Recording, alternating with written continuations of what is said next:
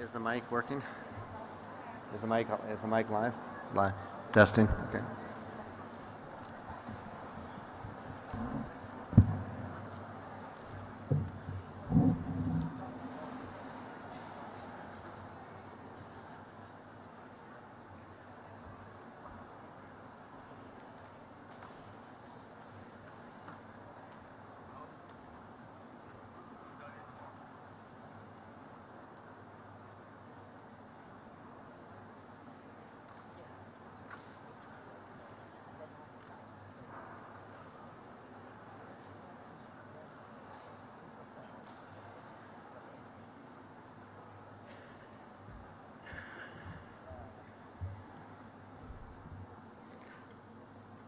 Good morning, everyone. I hope everyone's had a good sleep and a rest to get ready for this exciting first entire full day of the World Conference on Tobacco Health. I'm Doug Betcher from the World Health Organization. Honorable ministers, delegates, colleagues, welcome to this, the opening of this high-level plenary on tobacco and non-communicable diseases, and to the WHO Organized Day. This one-day session, organized by the World Health Organization in collaboration with the WHO Framework Convention on Tobacco Control Secretariat and other partners, will give all delegates an opportunity to learn about progress, successes, and barriers to the implementation of the WHO Framework Convention on Tobacco Control, including Empower and other hot topics. Our theme for the conference today and for the high-level session, Tobacco and Non-Communicable Diseases, highlights the importance of considering these two issues together. If we are to tackle one, we must fight the other one. I am sure that in this session, on this day, and during this conference, there will be much exciting and new debate around these topics. Our moderator for this session is the world-famous journalist Ms. Zainab Badawi. Many of you will know Ms. Badawi from BBC. She presents World News Today on BBC4 and BBC World News and is a regular presenter on the interview program Hard Talk. You may not know, however, that Zainab is also intensely engaged in a wide range of social development actions, including through her role as chairperson of the Royal African Society and a board member of the African Union Foundation. The structure of this high-level session will be as follows. We will start with an opening keynote speech from Dr. Margaret Chan, the Director General of WHO, after which we will hear opening remarks from each of the speakers in turn. These will be followed by a panel discussion with the Ministers of Health of South Africa and the Minister of Health of Turkey, the U.S. Surgeon General, the Chief Executive Officer of the World Heart Federation, moderated by Ms. Badawi. Questions from the floor will be taken if time allows. There'll be mics placed on either side of the main floor. And again, to point out, we do have interpretation in this session, Arabic English and Turkish English, so I hope you've picked up your headsets. So without further ado, it is now my great pleasure to introduce the opening keynote, Dr. Margaret Chan, Director General of the World Health Organization. Dr. Chan, you have the floor, please.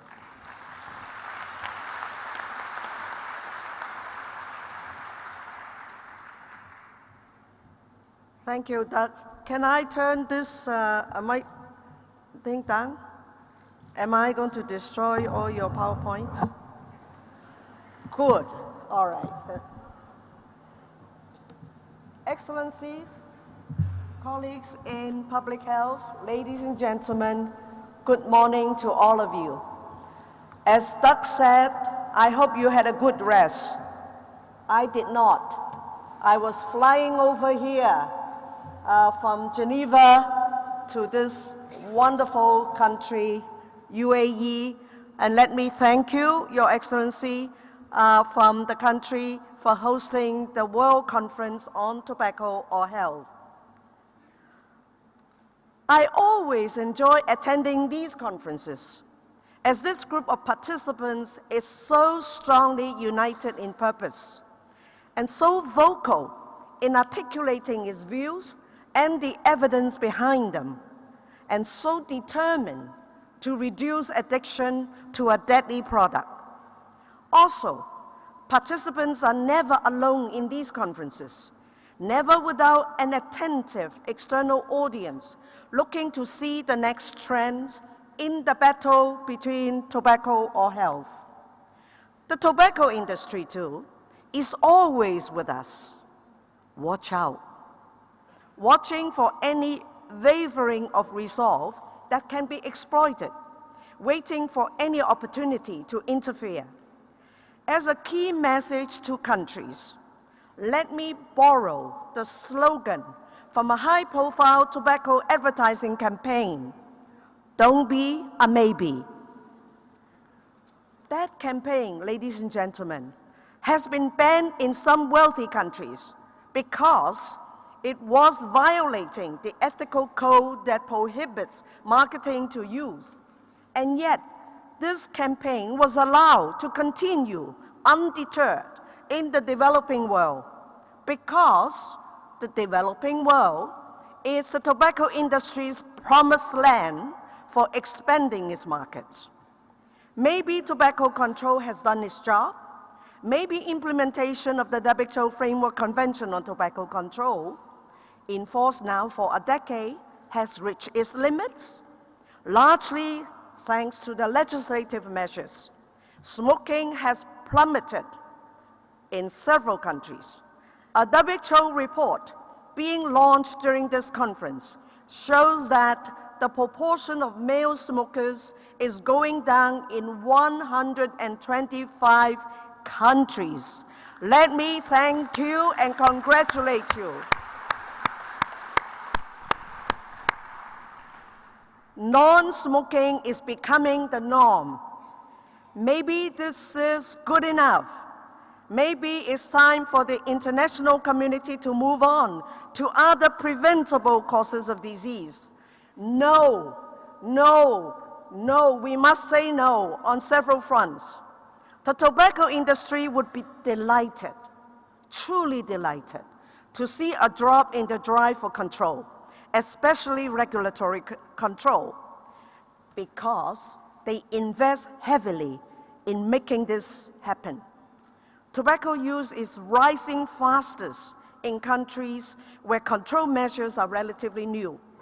We need to close in on the enemy and not let it outflank us. Cutting tobacco use further is an extremely attractive and rewarding target. Tobacco use is one of the biggest risk factors for non-communicable diseases, and especially for cancer. It is also one of the most responsive to control measures. Don't let anybody tell you that tobacco control has had its day. You can count on the industry to keep the battle lines fresh and vigorous. As the fight for tobacco control moves into the courts, the latest maneuvers, and that is, this is very serious. The tobacco industry is challenging the sovereign right and the sovereign authority of countries to regulate in the public interest. We must not allow that to happen. The tobacco industry and its front groups would love to tell you that is a slippery slope. And they would argue plain packaging for cigarettes today, the same for chocolate and sodas tomorrow. No, no, no. The real slippery slope is this: depriving governments of their sovereign right to use legislation to protect citizens from harm. This is a battle that pitches the power and authority of governments against the power of corporations. The Framework Convention was a victory for the supremacy of public health concerns over economic interests. We cannot let that victory be stolen from us, especially as the Framework Convention enters its second decade, moving forward on a solid track record of success. Countries wishing to protect their citizens through larger pictorial warnings on packages or by introducing plain packaging are being intimidated by the tobacco industry by threats of lengthy and costly litigation. Maybe countries, especially the poorer ones, should bow down to these threats? I say no, and I hope you will say no too. Let me hear from you. Say it again. No. Certainly no, because too much is at stake. WHO stands shoulder to shoulder with parties implementing the Framework Convention. And I expect the community represented in this room likewise extends its solidarity to those countries. WHO will not be intimidated. Yes, I may be small in stature. Small woman, but a small woman can do a lot, huh?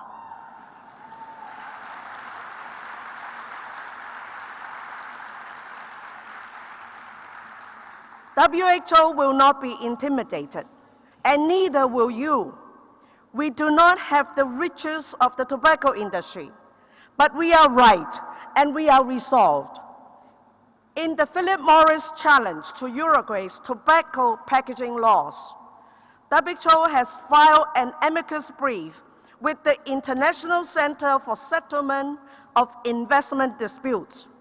I am very pleased to report to you that the tribunal hearing that claim has accepted WHO's request to submit the brief and rejected tobacco industry's arguments that WHO is biased. Friends, colleagues, this is one big win for the public good.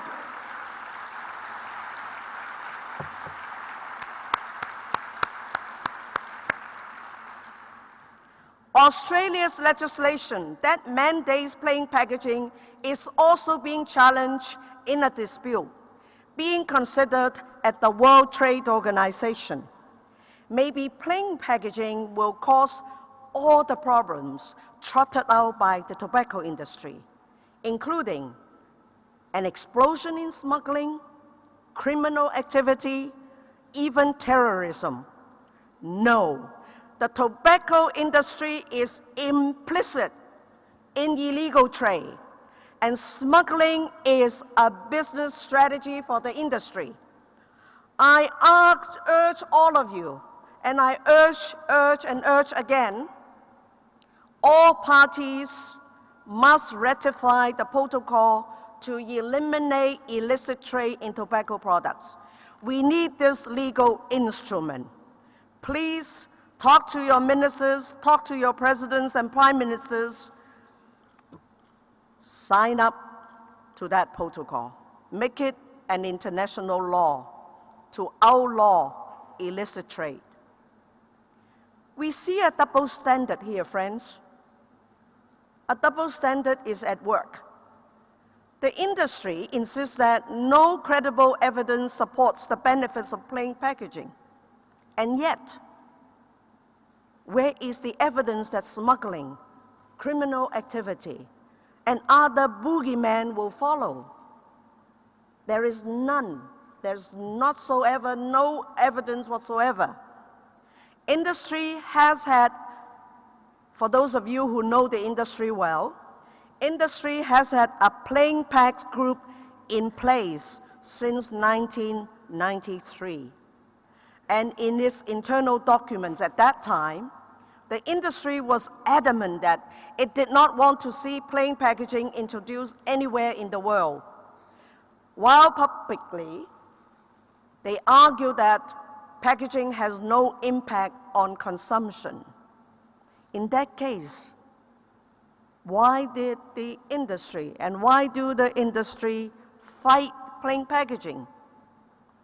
The tobacco industry can be trusted, friends, only in one area. The vigor of its opposition to a control measure is a very good indicator and good evidence of the effectiveness of that control. If they fight you very strongly, you should say, I hit them where it hurts. So continue to do that, friends. And this is also true for tobacco taxes. And this is also true for plain packaging. Despite industry's best efforts to block plain packaging, the train has already left the station. The evidence base is strong, empirical, and comes from well-qualified, respected, and credible sources. And I thank all the scientists that have done all those work. We know that plain packaging works. Following Australia's lead, more than 10 countries are now considering plain packaging. Just 2 weeks ago, Ireland became the second country to introduce plain packaging as law. The United Kingdom, Burkina Faso, and New Zealand are next most advanced, but others, including Chile, Panama, France, Norway, and Turkey, are not far behind. Bans on tobacco advertising, promotion, and sponsorship are not comprehensive as long as color logos and other branding continues to operate as silent salesmen. Colleagues, I have one final point. The advertising agency responsible for the Don't Be a Maybe campaign has proudly recorded its strategy, including a reinforcement of the brand's values, namely, and let me quote, "Be true, bold, and forever forward."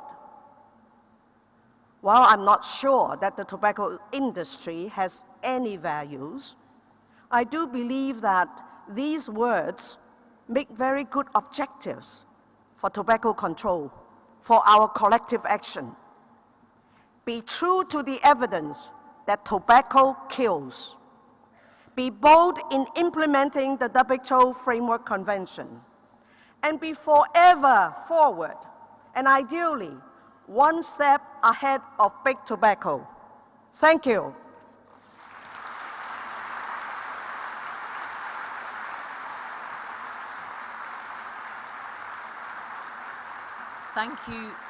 Thank you very much indeed.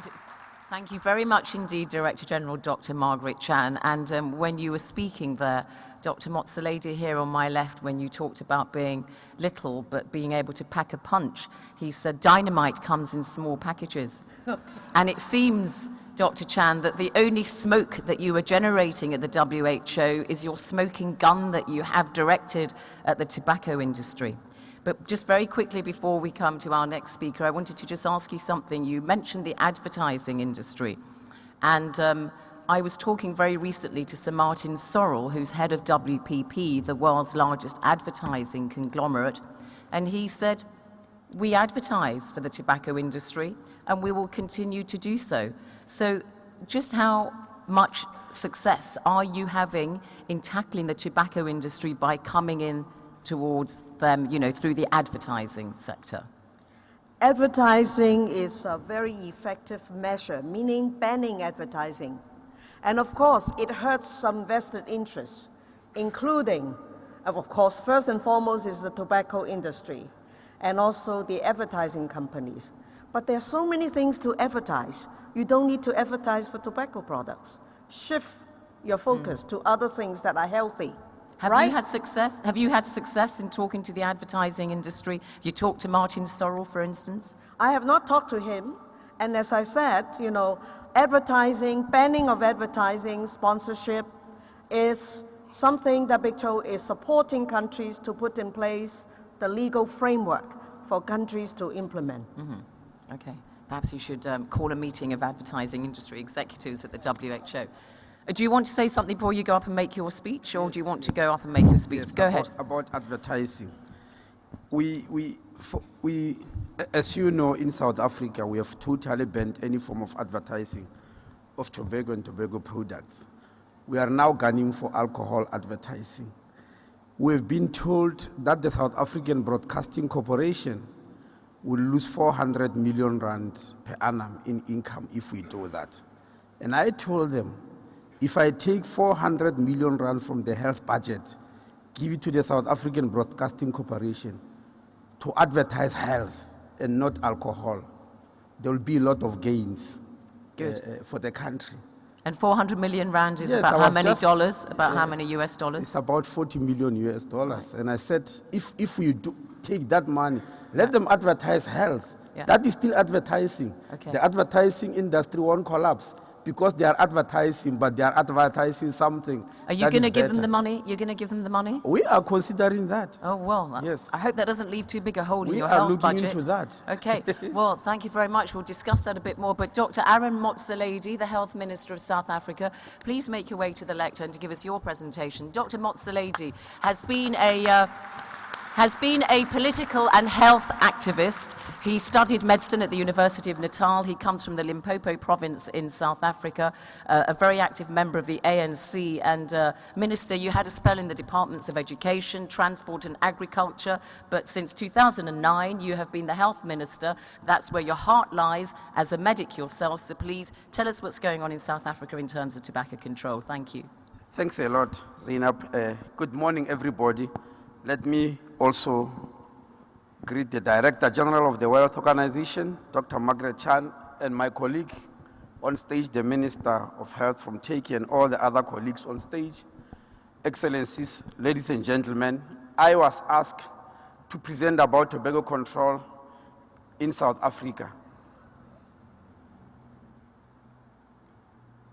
Oh, they didn't show me how this thing works and it moves.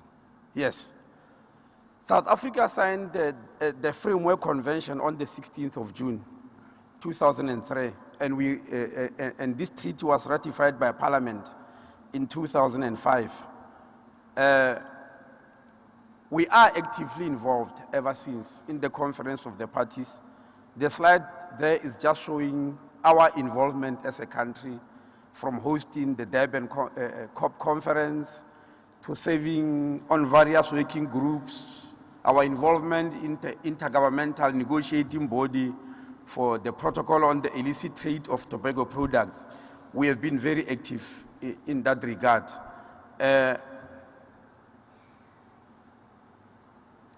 We also signed the protocol to eliminate illicit trade in tobacco products in Geneva in January 2013. And I'm priding myself, Dr. Chan, on the fact that during the signing, I realized that I was the only minister who came for the signing. The others sent other people.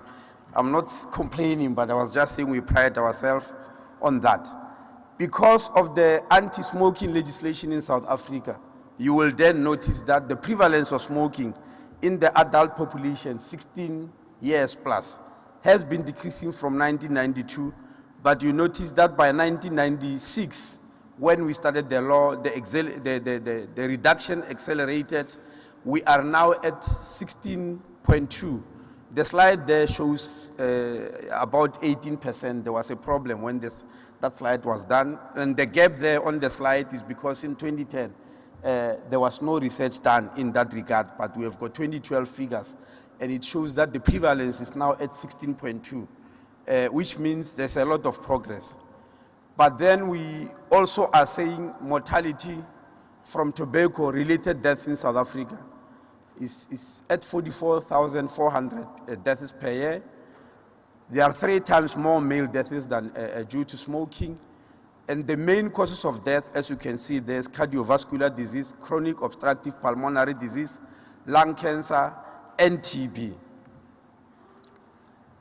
The Tobacco Product Control Act in South Africa was amended 3 times. This act was amalgamated in 1993, and it was amended in 1999, 2007, 2008, in order to ensure that young people do not start smoking, to protect people from harm caused by tobacco smoke pollution, to help smokers to quit and reduce the risk for those who continue to smoke. Now, there is a need for further amendments of the Act, and we are going to do them this year. I wish to thank the organizers of this conference, because I've heard, they haven't told me officially, Dr. Chan, that they've given South Africa the right to host the next conference in 2018. I wish to publicly thank you for that, even before being informed. But I want to tell you, by the time you come to South Africa in 2018, we will have amended the Act again in order that indoor public places to make indoor public places to become 100% smoke-free. At the present moment in South Africa, we have asked that in public places like restaurant, there is a certain space that is designated, an enclosed space that is designated for smokers. It was a very big compromise because we're still studying, but we want to move forward and say every public space, every indoor public space, I mean to say, must become 100% smoke-free. And that legislation is on now.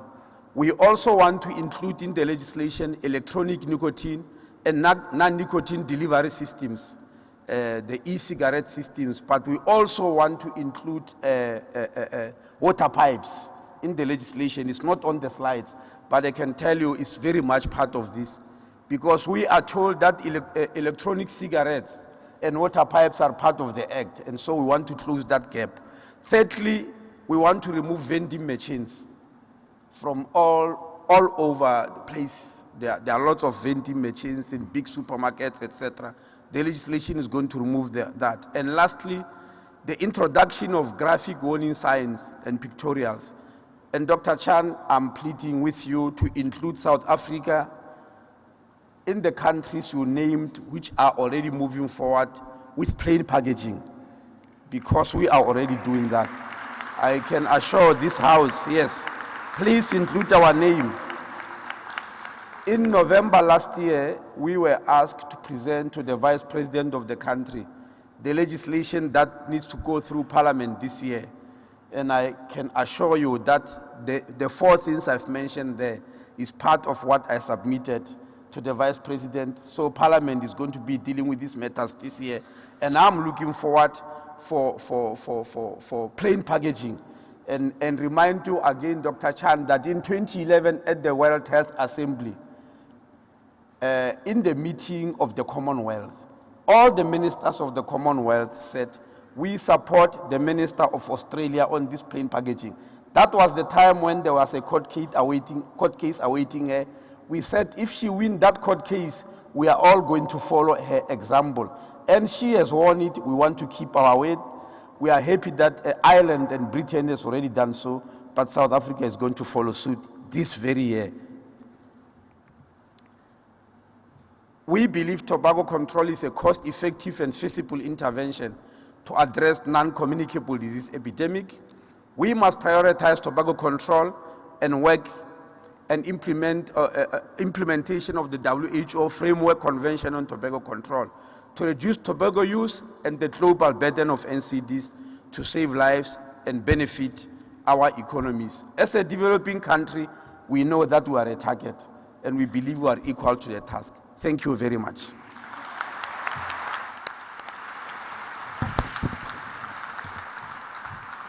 Thank you very much indeed, Dr. Motsoaledi, for your very powerful presentation.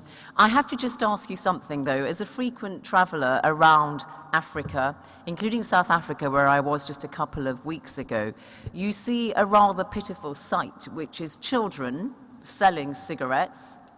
And also in Africa, you see cigarettes being sold singly, you know, one or two at a time from a package, which is a way of encouraging, especially younger people, to smoke. Are you doing anything about that in South Africa, prohibiting children, for instance, from selling and stopping this sale? Well, as you can see, the legislation is progressive. It is one of the battles that we are faced with. That's why we want to ban vending machines as a starting point on that. We will incrementally do that. Obviously, in terms of the law, children below the age of 18 are not supposed to sell cigarettes or are not supposed to be sold cigarettes. But policing is a very difficult thing in that regard. But we are looking into it. Okay, very important thing, because it's a rather tragic sight to see. Thank you very much indeed. We'll discuss some more. But could I now introduce our next speaker? Dr. Mehmet Muezzinoglu is the Health Minister of Turkey. And Dr. Muezzinoglu has been Health Minister since 2013. And he has, however, been a member of the founding committee of the Justice and Development Party, the ruling party, very close links to the leadership in Turkey. And right at the top, we know, Minister, that there's been a great surge from the height, of the Turkish government to introduce some very powerful legislation in terms of tobacco control. So we would very much welcome your comments. If you could make your way to the lectern, I'd be grateful. And Dr. Muezzinoglu, obviously a medic himself, he's a physician, an internal physician, and is now going to be telling us about the internal machinations of tobacco control in Turkey. He'll be speaking in Turkish, so please do use your headsets if you don't speak Turkish. English is number 3. Thank you.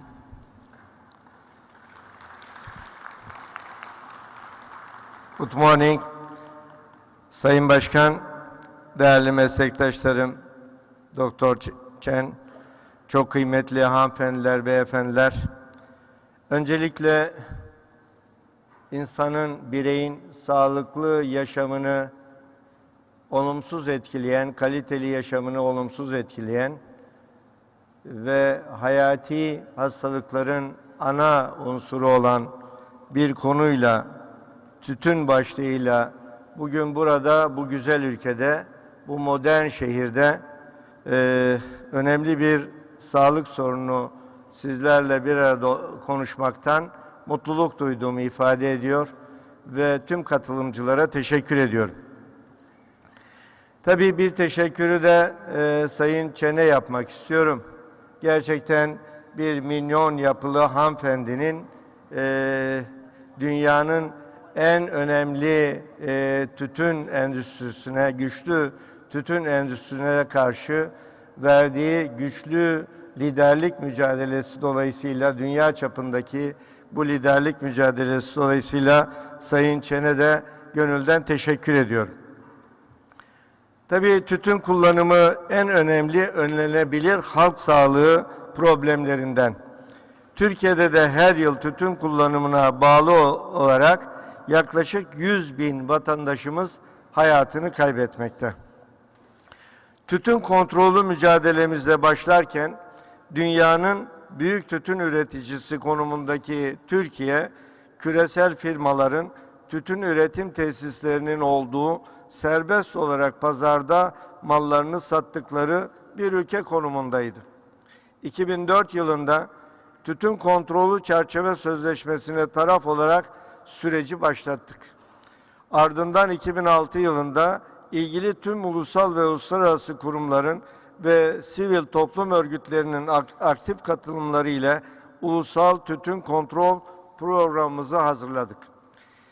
2008 yılında tütün ile mücadele kanunumuzu revize ederek lokanta ve kahvehaneler başta olmak üzere kamuya açık tüm kapalı alanlarda sigara içmeyi yasakladık. 2010 yılında sigara bırakma danışma hattını kurarak sigarayı bırakmak isteyenlere 7 gün 24 saat esasına göre çalışan operatörler aracılığıyla destek sağladık. 81 ilimize dağılmış 415 sigara bırakma polikliniğimizle vatandaşlarımızın sigara bırakmalarına yardımcı olduk. Bakanlığımız bütçe kaynaklarıyla sigara bırakma tedavisinde kullanılan ilaçlardan satın alarak sigaradan kurtulmak isteyen vatandaşlarımıza ücretsiz olarak ulaştırılmasını sağladı. 2011 yılında Maliye Bakanlığımız ile işbirliği içerisinde sigara fiyatlarındaki vergi oranlarını %80'in üzerine çıkardık ve bir kanun değişikliğiyle bu rakamların her yıl enflasyon oranında arttırılmasını sağladık. 2012 yılında kanunumuzda bir değişiklik daha yaparak sigaralar üzerindeki resimli sağlık uyarılarının paket üzerindeki kapladığı alanı %65'e çıkarttık. Aynı kanunla marka paylaşımı ve marka yerleştirme dahil olmak üzere tütün ürünleri ve üreticilerinin her türlü reklam, promosyon ve sponsorluk faaliyetlerini ve televizyonlarda tütün ürünlerinin gösterilmesini yasakladık. Bu uygulamalarla Dünya Sağlık Örgütü'nün 2013 yılı küresel tütün kontrolü raporunda da belirtildiği gibi, Empower kriterlerinin tümünü birden yerine getiren dünyadaki ilk ve tek ülke olduk. Bu süreç içerisinde gösterdiğimiz başarıları uluslararası kuruluşlar tarafından ödüllere layık görüldü. Bu ödüllerin birisini Ekselansları Dr. Margaret Chan, dünyanın tütünle mücadelede en önemli liderlerinden olan ve ülkemdeki tüm bu tütün mücadelesi çabalarının ardında kararlılıkla duran Cumhurbaşkanımız Sayın Recep Tayyip Erdoğan'a takdim etti. Ben ve arkadaşlarım da 4 kez ödül aldık. Burada ödüllerden daha önemli bir şey var.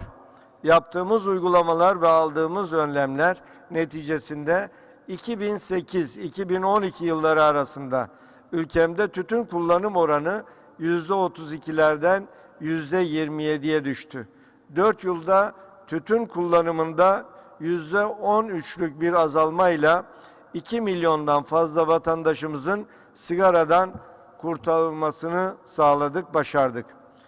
Kamuya açık alanlarda sigara içme yasağını getirdiğimizde lokantaların ve ikram sektörünün müşteri kaybedeceği, kapanmak durumunda kalacakları söylenerek kararımıza karşı bir baskı oluşturulmaya çalışıldı.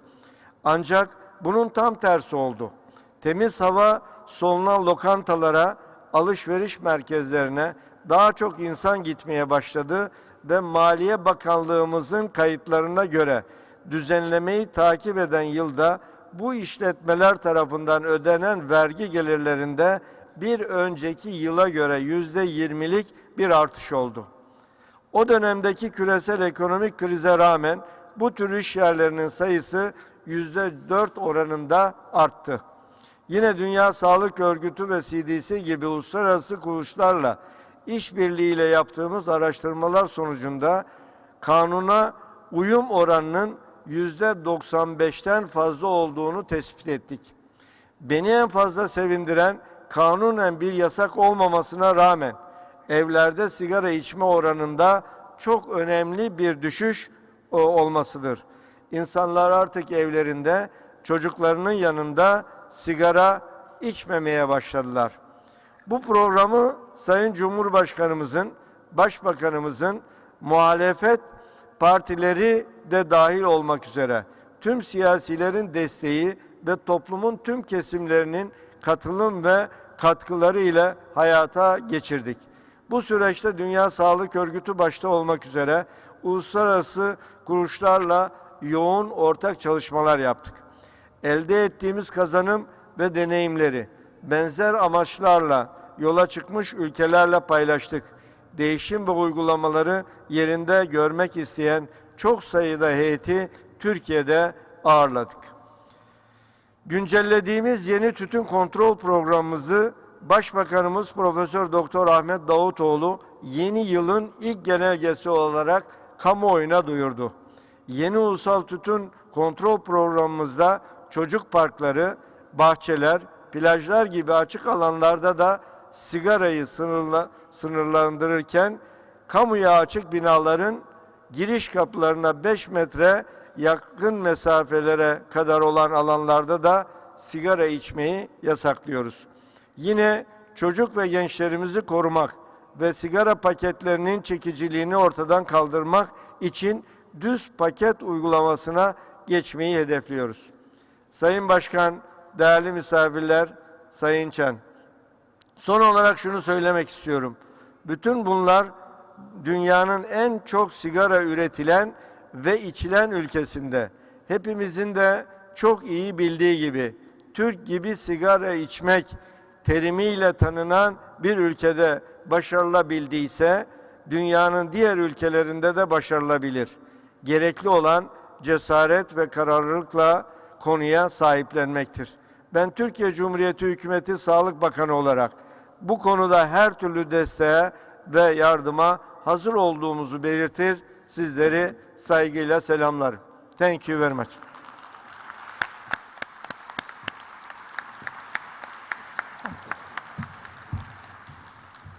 Dr. Mehmet Muezzinoglu, the Health Minister of Turkey, telling us what's been going on. And Minister, I think everybody acknowledges the huge effort that Turkey has made, as you said, first country to implement all the principles of the Empower.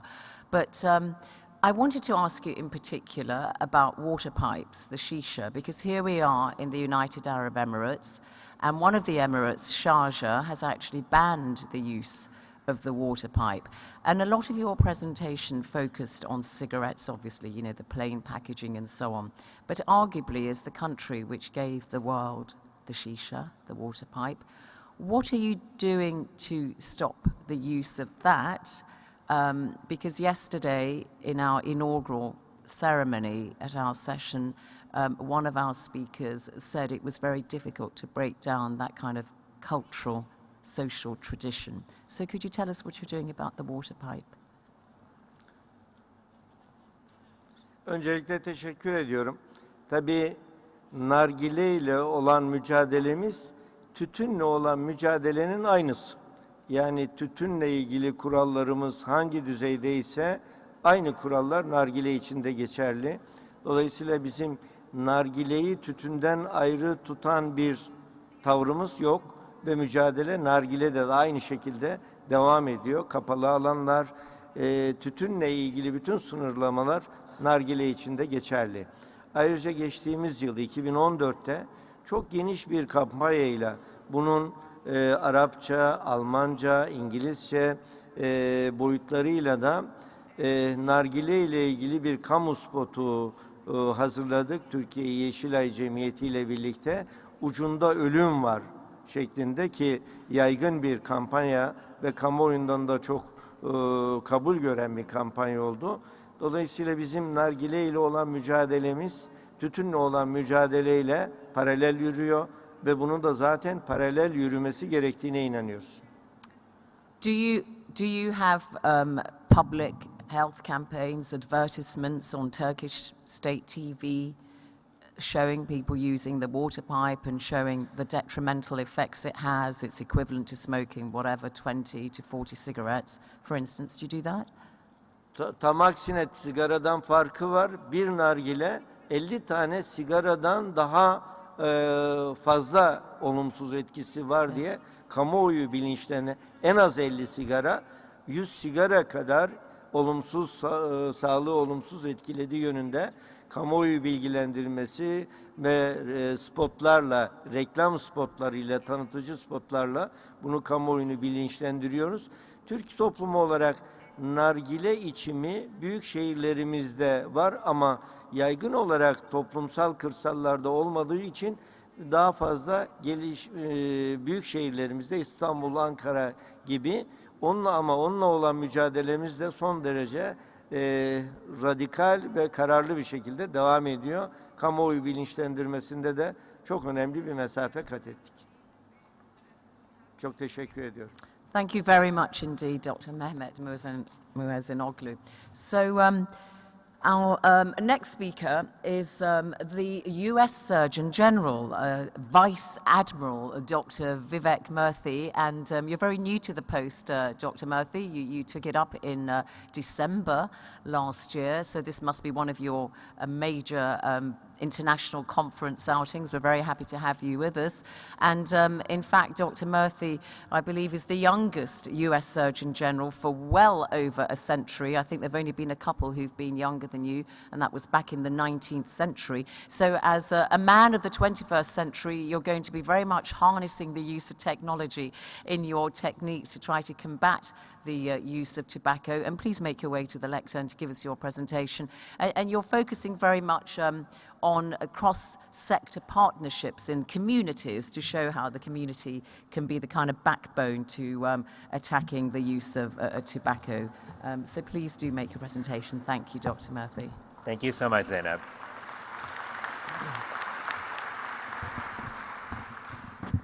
Good morning, everyone. My thanks to our gracious hosts, to Director General Dr. Margaret Chan, to my esteemed colleagues, and to all of you, advocates from around the world who are so passionate and committed to the cause of reducing tobacco-related disease. It is an honor to join you today to reaffirm our partnership on reducing tobacco-related deaths and to discuss how we can move this extraordinarily important work forward and do so together. Long before I became a physician, I saw the early effects of smoking through my parents, who ran a medical practice in Miami, Florida, the United States. One of the patients that they cared for, who I remember most, was a patient named Gordon, who developed cancer, likely related to smoking, which he did for many, many years.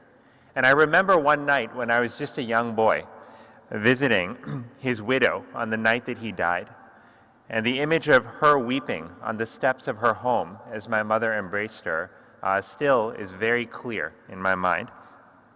Years later, when I began practicing medicine myself, I cared for many patients with tobacco-related disease, from emphysema to lung cancers to cancers of the mouth and the bladder.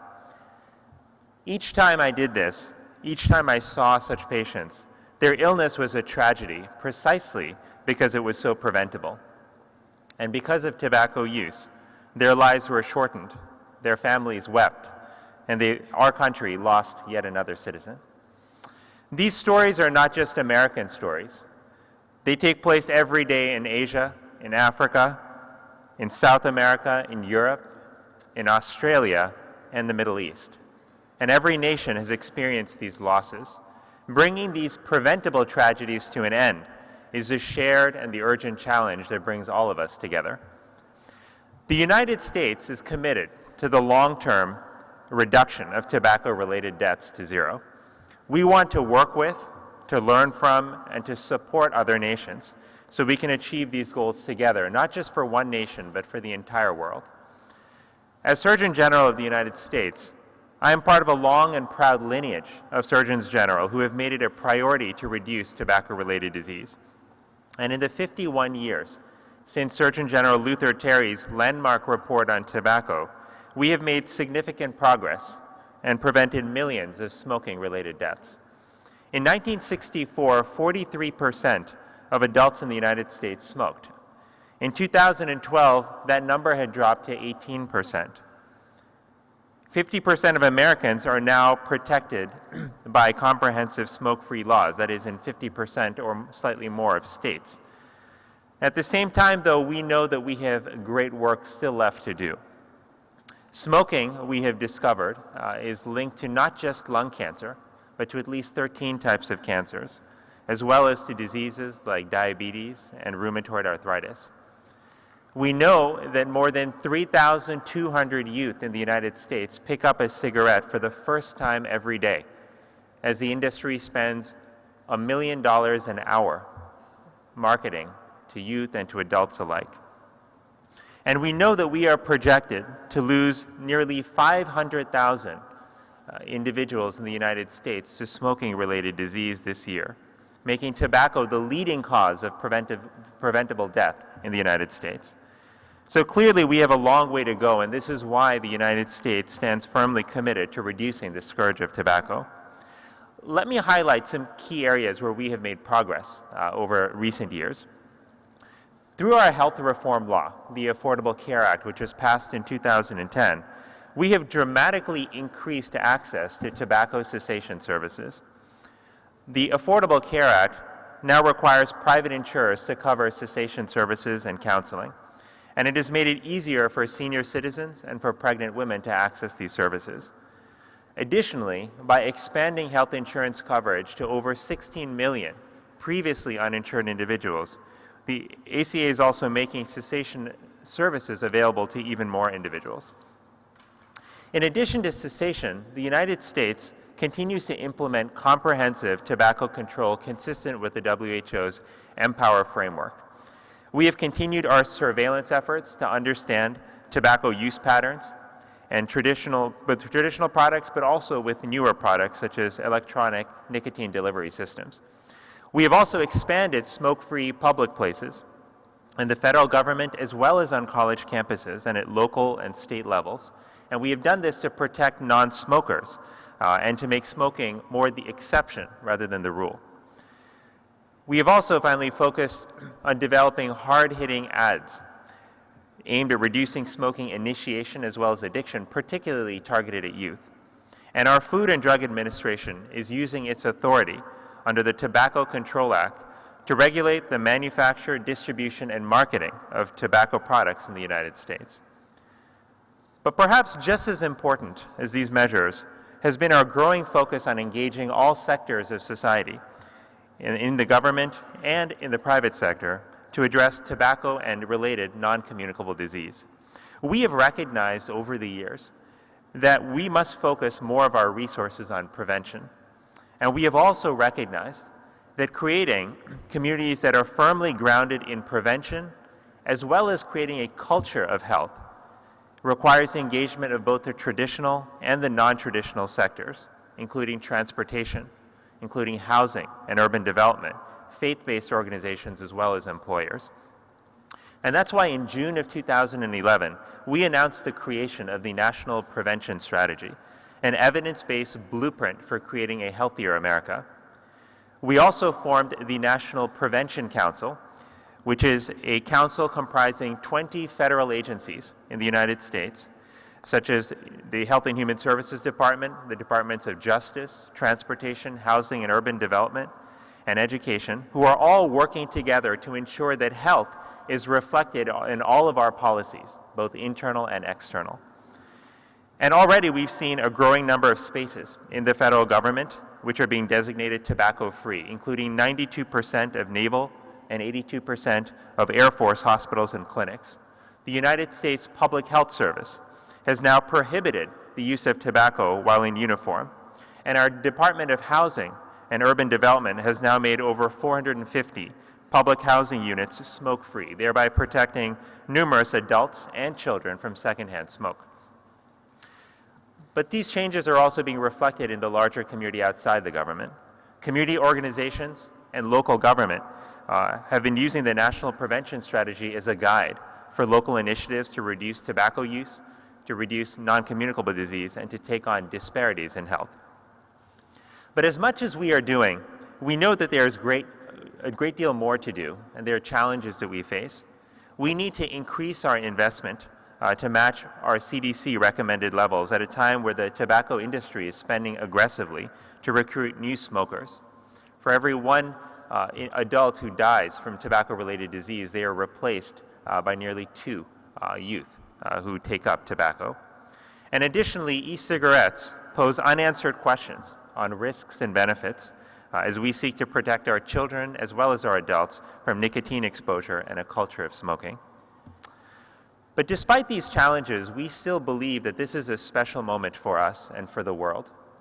The commitment, the unification that we see in this room and around the world to stopping tobacco-related disease is unprecedented, and it is heartening to us as we seek to partner with and to learn from and to assist other countries in this shared mission. We've been working for over 50 years to reduce tobacco-related disease in America, but we are not done yet, and we are committed to staying this path until the job is done, until we have no more lives lost to the preventable cause of tobacco-related disease. We look to be a strong partner with the WHO, with individual nations, and with international NGOs to strengthen global tobacco surveillance systems, to advance research on effective tobacco control programs, and to translate data into action by increasing country and regional capacity to implement comprehensive programs. We stand ready to support and learn from other countries, and we recognize that this is essential for the health and the well-being of current and future generations, and for the social and economic development of the entire world. Thank you so much.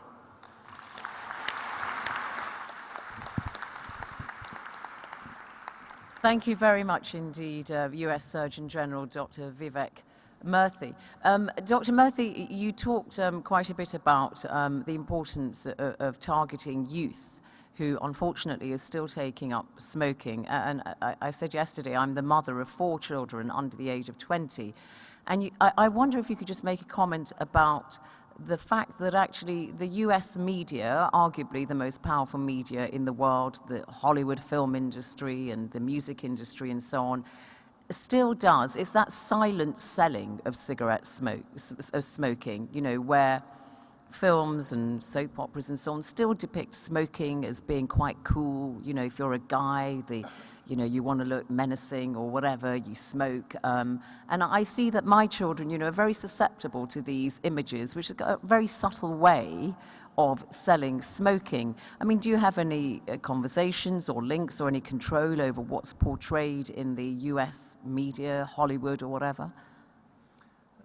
That's a great question. We recognize that youth are very susceptible, not only to advertising on television, but to cultural signals that are present, as you mentioned, in movies, but also in other contexts, on social media and elsewhere. We have restrictions in place on advertising to youth on television, and we're continuing to push forth on restrictions to ensure that youth are exposed as little as possible. The movies is an interesting area where we had made tremendous progress, actually in recent years, in reducing the incidence of smoking in movies. But in recent years, we've been concerned that has been sliding back. And so we are looking to have new conversations with the industry to see how we can resume the progress that we had made and ensure that we do not sanction silently or indirectly or directly the use of tobacco or a culture of smoking. We see this lastly as a challenge also when it comes to e-cigarettes. E-cigarettes are an area where the adoption has far outpaced our understanding of the risks and benefits. But one of the concerns that we have is about normalizing a culture of smoking, particularly among youth. And that is why the Food and Drug Administration of the United States has asserted its authority to regulate e-cigarettes and is on the verge of hopefully coming out soon with rules that will help guide us. There'll be a session later today specifically on e-cigarettes, but just very quickly on this issue of Hollywood. We know that a lot of films are made through product placement. It could be a technological gadget or whatever. Is there a similar kind of silent process going on behind the scenes with the tobacco industry whereby you may not be promoting just a specific brand through a film, but the mere act of smoking is sufficient to, as I said, sell it to young people? Well, our concern certainly is that whether they're brands that are seen on TV or films, or whether it's just the act of smoking, that both are harmful to kids. And again, regardless of whether there are brands involved, children take their cues from the movies. When they see people they admire smoking, that sends a signal to them that smoking it's okay, or it's fashionable, or it's desirable. That's the wrong signal for us to send to youth. It is. It's very, very tragic that is still the case, as I know from my seeing young people around me all the time. Thank you very much indeed, Dr. Murthy. Our next speaker is Johanna Ralston, and she is the CEO of the World Heart Federation, which is based in Geneva, and you have more than 200 member organizations in over 100 countries, taking very much the lead globally on fighting heart disease and strokes and so on. Please make your way to the lectern, Johanna Ralston. Johanna has been involved in development for 2 decades now, and she has dual citizenship, Swedish and American, but it's still called Johanna, not Johanna. Joanna, you've not capitulated to the American, kept the Swedish pronunciation. So Johanna, please make your presentation. Thank you. Thanks. Excellencies, honorable ministers, distinguished guests, thank you. It is a pleasure and an honor to be here. Thank you to the DG for including me. And I also am here to speak about some of the global perspective, as well as the role of civil society. And along those lines, I want to mention and acknowledge that the Emirates Cardiac Society, a proud member of the World Heart Federation, is a host of today's conference, or this week's conference, the first time we've had a heart organization host the conference. I also want to acknowledge the excellent work of another civil society organization, the Union, in providing the secretariat for the conference, and the leadership in the early days, not long after the Luther Terry report, of the American Cancer Society in helping to launch this Congress back in the 1970s, I believe. So the role of civil society can be has been instrumental in tobacco control, in bringing us to where we are today. And we continue to partner with our distinguished guests, colleagues, and friends in World Health Organization and at the government level. I will be speaking about an NGO perspective to tobacco and NCDs, and we'll start with this slide. This slide shows the gap between burden and funding. It's just a way of illustrating funding as a proxy for political prioritization of the leading health issues in the world, which are NCDs. So if you look at the slide on the left, which is subtly illustrated with a skull, we show the sort of the leading causes of mortality. This is from 2010, or 2008 figures, I believe. So very roughly speaking, non-communicable diseases, cancer, diabetes, chronic respiratory disease, and of course cardiovascular disease, caused about 2/3 of all deaths, 37 million. And cardiovascular disease, about half of all NCD deaths. And yet if we look on the right side, and these are IHME figures from about 2010, this looks at official development assistance funding. So this describes essentially largely what are governments putting into health funding globally, and that also includes some other donors. And so there you can see that essentially NCDs are receiving around somewhere between 1% and 3% of all funding. Now, funding isn't the only way to measure priority, but it is a good way of showing that there's perhaps a rather distressing gap between the burden and the types of funding to try to address the burden. I should echo that the burden of NCDs has really become one of low and middle income countries. About 75% of the deaths due to NCDs occur in low and middle income countries. For cardiovascular, it might be closer to 80%. So certainly it has become an issue of low and middle income countries. And just to add to this, again, about half of all NCD deaths, of the 38 million deaths each year due to NCDs, about half are cardiovascular. We estimate at the World Heart Federation that about 70 to 80% of those are premature and preventable. And what are some of the issues? Of course, as we heard, it's outside the health system. So if we look at its urbanization, its changes in diet, it's all the 4x4. It's lack of physical activity and a shift towards more sedentary employment in many settings. And then, of course, it's tobacco. So these are all largely preventable and modifiable. So there are things that we can do. At the World Heart Federation, we have partnered with other health NGOs, and particularly with other federations, to form the NCD Alliance. So we have our colleagues in cancer, chronic respiratory disease, and diabetes, as well as groups like the Framework Convention Alliance and Management Sciences for Health, and a network of over 2,000 organizations. And we have worked closely with the World Health Organization in recent years to advocate for a set of 9 targets. These are in the WHO Global Action Plan for 2013 to 2020, and also in the more broader global monitoring framework that WHO has issued and that the World Health Assembly has approved and adopted. So if you look at the upper left side, the 25% reduction in premature mortality is the overall target, 25 by 25. So that's to reduce premature deaths due to non-communicable diseases by 25% by the year 2025. Now, one thing I say about this target is that it's finally some way that you can describe the complexity of NCDs, the complexity of tobacco, on a t-shirt, because 25 by 25 is, again, a target that we can all embrace and understand somehow intuitively. So 25 by 25 is the overarching target, and then we have a series of additional targets that WHO has developed and the World Health Assembly adopted in 2013. And of these, of course, 30% reduction in tobacco use. Again, not just smoking, because it also addresses all other forms of tobacco. So we, as the World Heart Federation, have adopted 25 by 25 as our overarching goal, and we're harnessing the power of our members to commit to that goal. So again, reducing premature NCD mortality, including cardiovascular, by 25% by the year 2025.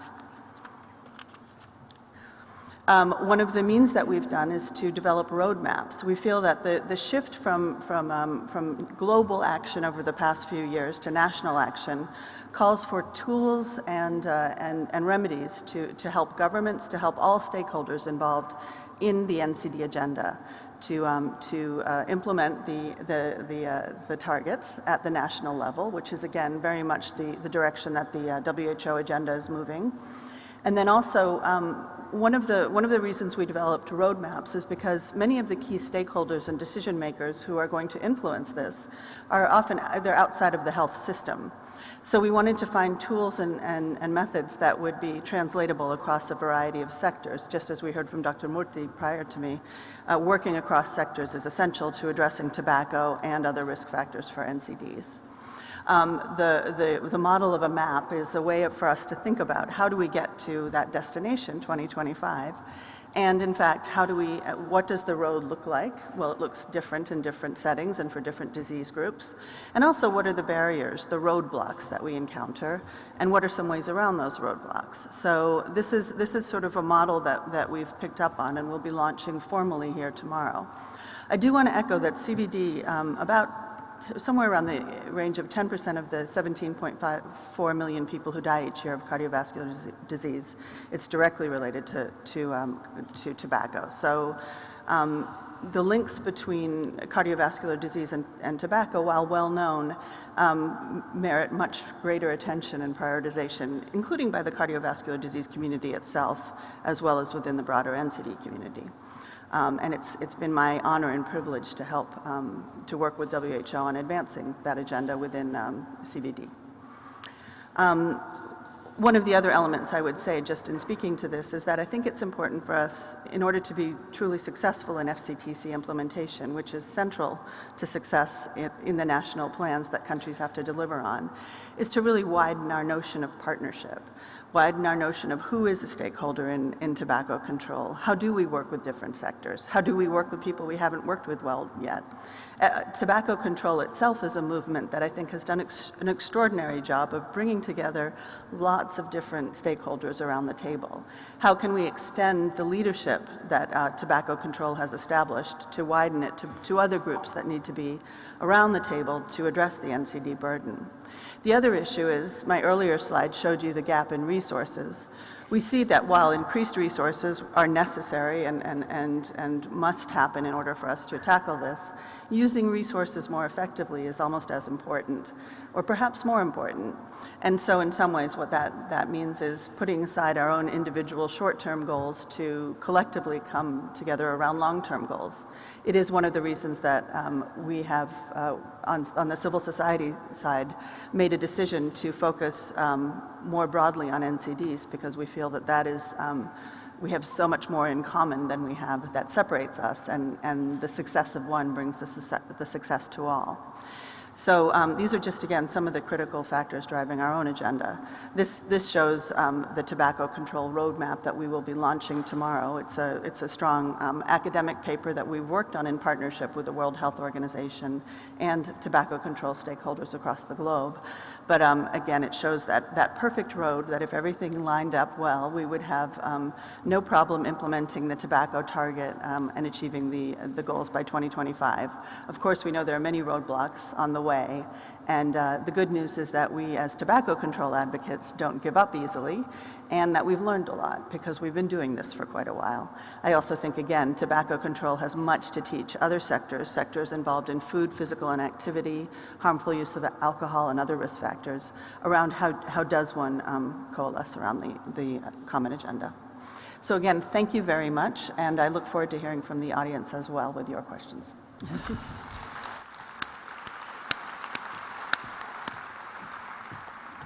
Thank you very much indeed, Johanna Ralston, CEO of the World Heart Federation.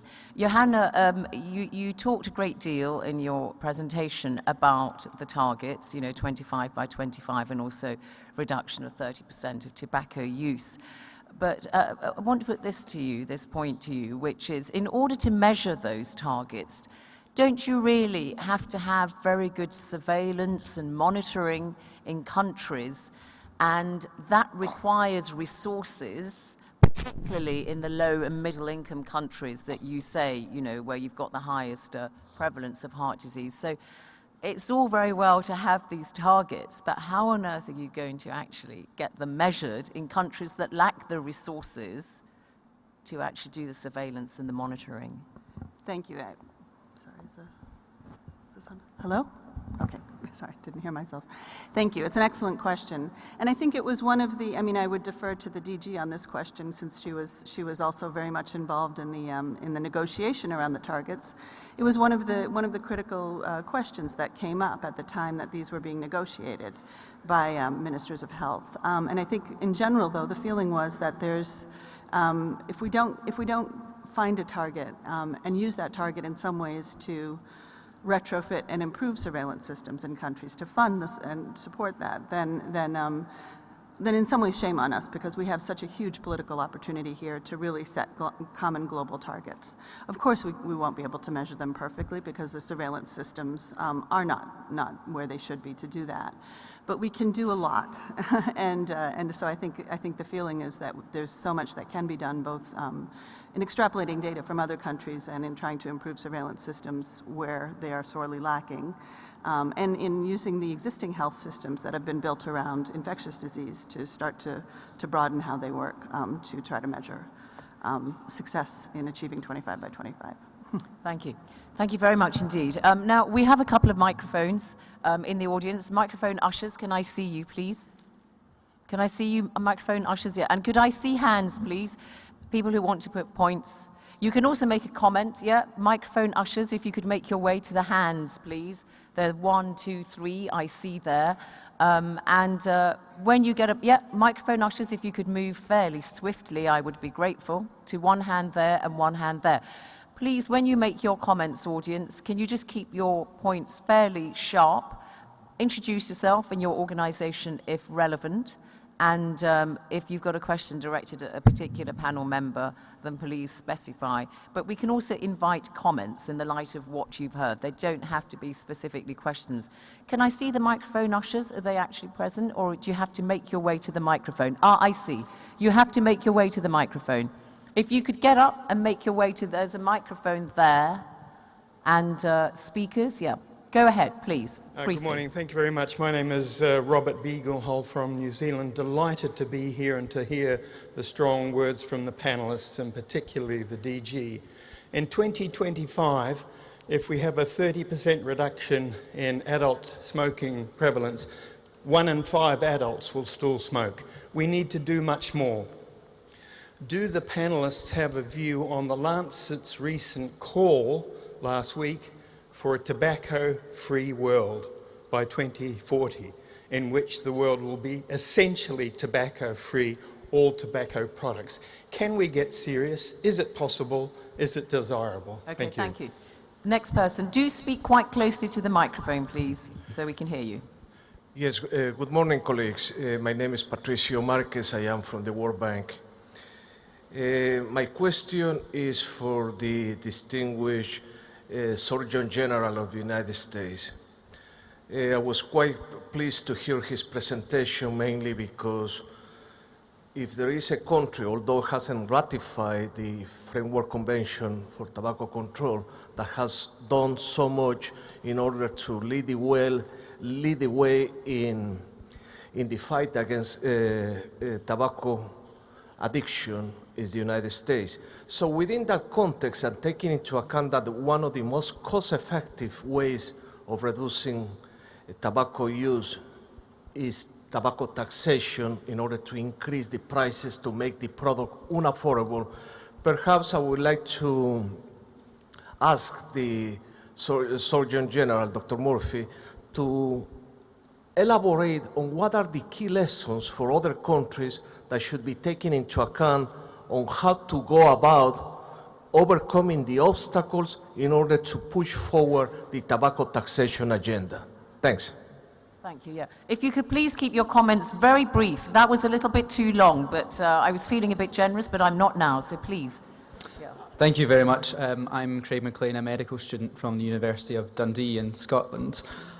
The Scottish Government recently has put out proposals for a tobacco-free generation, and in less than a week, the Government of Tasmania and Australia is due to discuss a bill to introduce a tobacco-free generation, people who will not be able to purchase cigarettes born after the year 2000.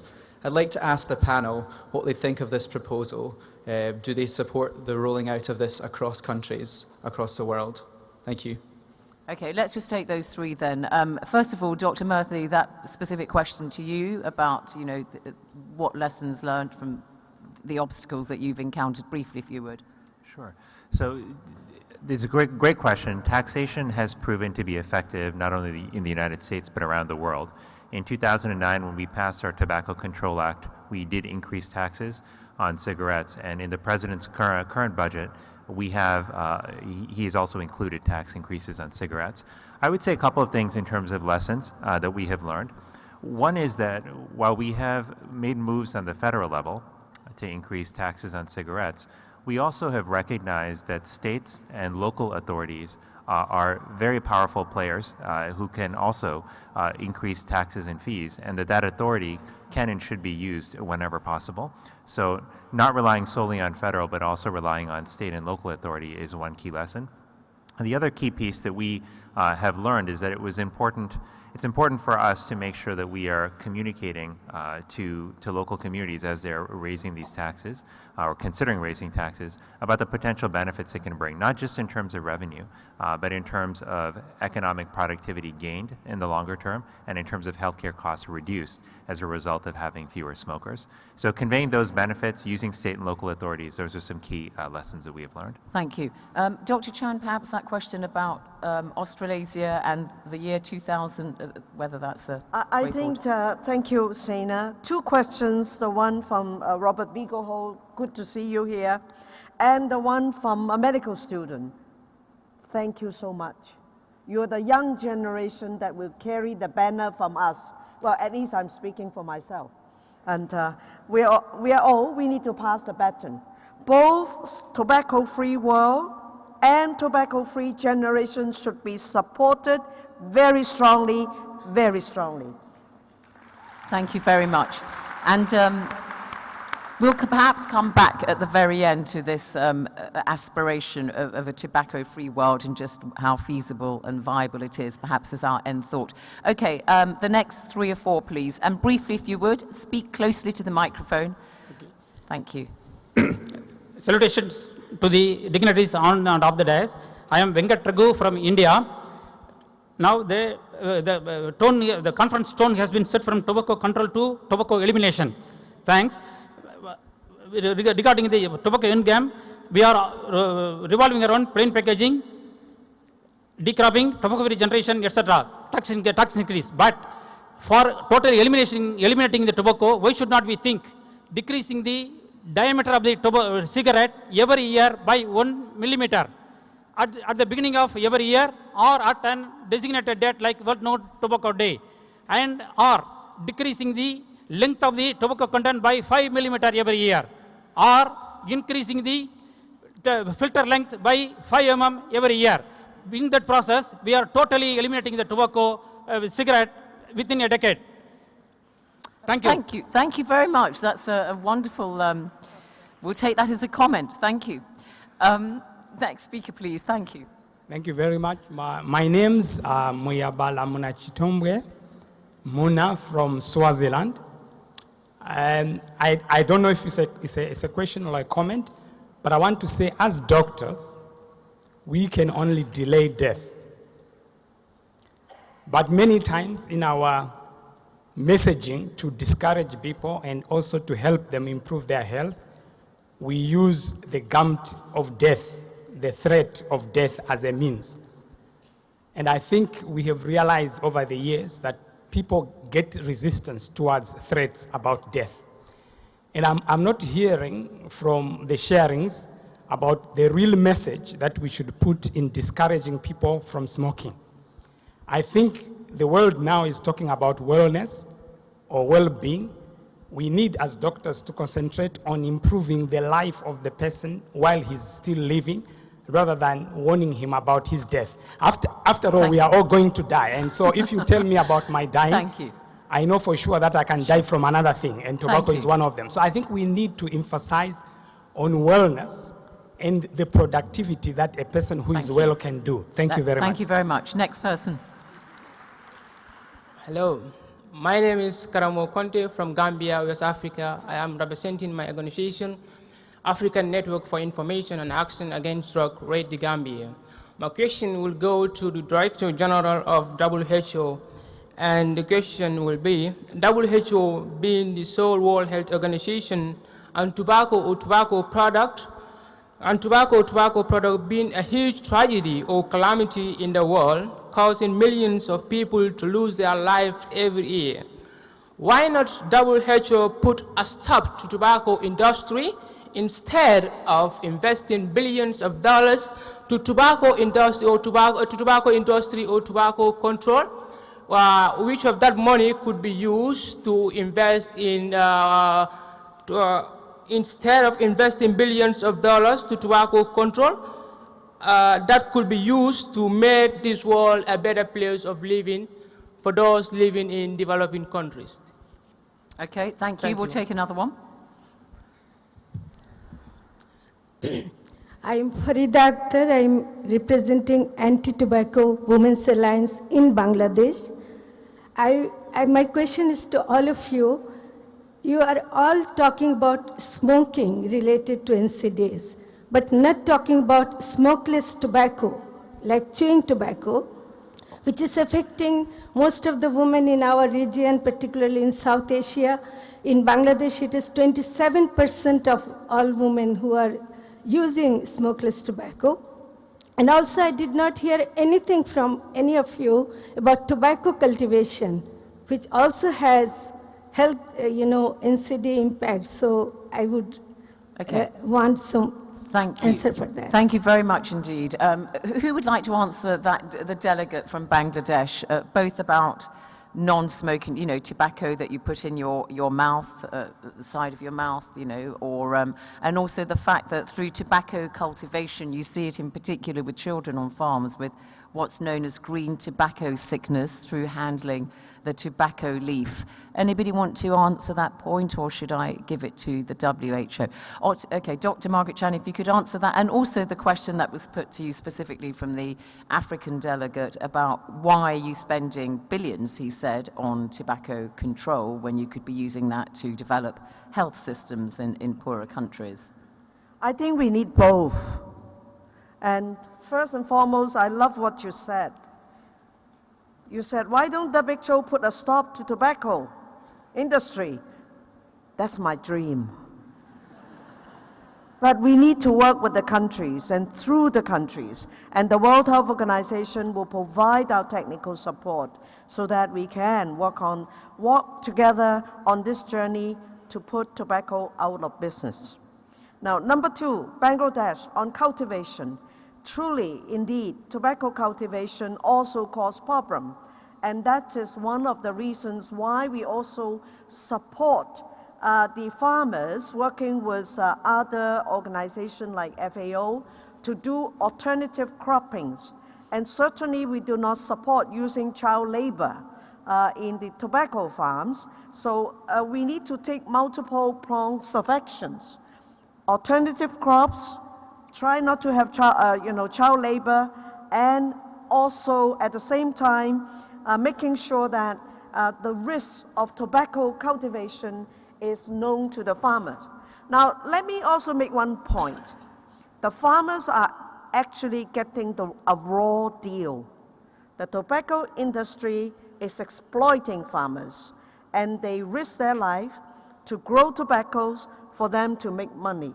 So all in all, there is no place for tobacco, period. What about countries like Malawi, for instance, that rely a great deal on tobacco farming as an export earner? This new President Mutharika, have you had any conversations, for instance, with people like him to see if you can shift to different cash crops in such countries? Yes, and indeed, there are more than just Malawi who are growing tobacco, and many farmers' livelihood are, affected. So we are not going to say you stopped it today. We encourage them to take time to move towards alternative cropping, and it has been done. And in fact, I was educated. My medical education was in London, Ontario. I was reminded when I was studying there, that location happened to be a tobacco grower, and they did it over time. So take your time to reduce the growing of tobacco, And we are not saying stop tobacco industry tomorrow. I don't think we have the power and the leverage yet, but we will get there. Okay, thank you. Final 6 speakers there. Very, very quick, because we're already out of time. So like 30 seconds. Oh my goodness. Sorry, my peripheral vision isn't so good. Okay, let me go there. Everybody, just 30 seconds. They can be a comment very quickly. Thank you. My name is Dr. Molicia from the Malaysian Council for Tobacco Control in Malaysia. My question is to the Surgeon General of the United States. Now, the US currently is negotiating in a multilateral trade agreement with 11 other countries. Now, Malaysia has tabled a total carve-out of tobacco from this multilateral agreement. Now, the US Attorney Generals, 48 of them, had actually written to the USTR, the trade representative, to follow Malaysia in the total carve-out. I would like to have a comment from the Surgeon General as to this situation. Thank you. Are you able to address that, or is that a trade representative question, or are you happy to answer it very quickly? Very briefly, it is a trade representative question. We are aware of those concerns, and we want to work hard to address them in the trade agreement with other countries. Okay, thank you. Perhaps a little bit beyond the Surgeon General's remit. Briefly, very briefly, that was much longer than 30 seconds. Please keep it moving. In the interest of democracy, you can see that your fellow speakers want to make a comment. So if you hog the microphone, it's not fair to them. Okay? So please go ahead. Well, so my name's Stan Glantz. I'm from the United States. I want to pick up on the smoking in the movies issue. The WHO has found in agreement with the Surgeon General that exposure to smoking in movies causes kids to smoke. The WHO has called for an adult content rating for smoking as part of the implementation of the FCTC. That would be an R in the United States and 18 in most of the rest of the world. The CDC has said that an R rating would save 1 million kids' lives in the United States. And because 60% of the ticket sales on American movies are now outside the United States, smoking in American movies is spreading the tobacco epidemic globally. So my question is to the Surgeon General, what are you going to do to use your position to get an adult content rating, an R rating for smoking in movies in the United States? Because that would not only help our kids, but kids all over the world. We get that. Thank you very much. Yes? Well, I'd like briefly. an answer. Yes. Okay. You'll get the answer in a second. I'm taking a few at a time. Thank you. If you could cede the microphone. Yes, please. Yes, 30 seconds. I'm Dr. Kung. I'm the founder of the Tobacco Free Generation Social Movement 2000. And I thank the Director General for supporting it. And the rest of my team, could you stand up and let's thank the rest of the people here. And I hope that you will continue to support the Tobacco Free Generation that's spreading across Tasmania, United States, and many countries that have written to us directly. We thank you. Can you please wave my team members? Thank you very much. We applaud you. Thank you. Thank you so much. Next, quickly. I'm Neha from Cancer Aid Society, India. I just want to thanks to all of you, the panel, but just want to draw attention of WHO because we are focusing on increased rate of tobacco taxes or maybe cigarette products. But in India, we have to focus on biri also. It's very popular there, and due to our effective advocacy, we have increased the rate on cigarettes, but nothing is there for biri. So please just draw attention towards it. And also, COTPA Act has been amended in India. Now we are focusing for 85% of pictorial warning. So please help for the biri. Thank you for that comment. Yeah, briefly.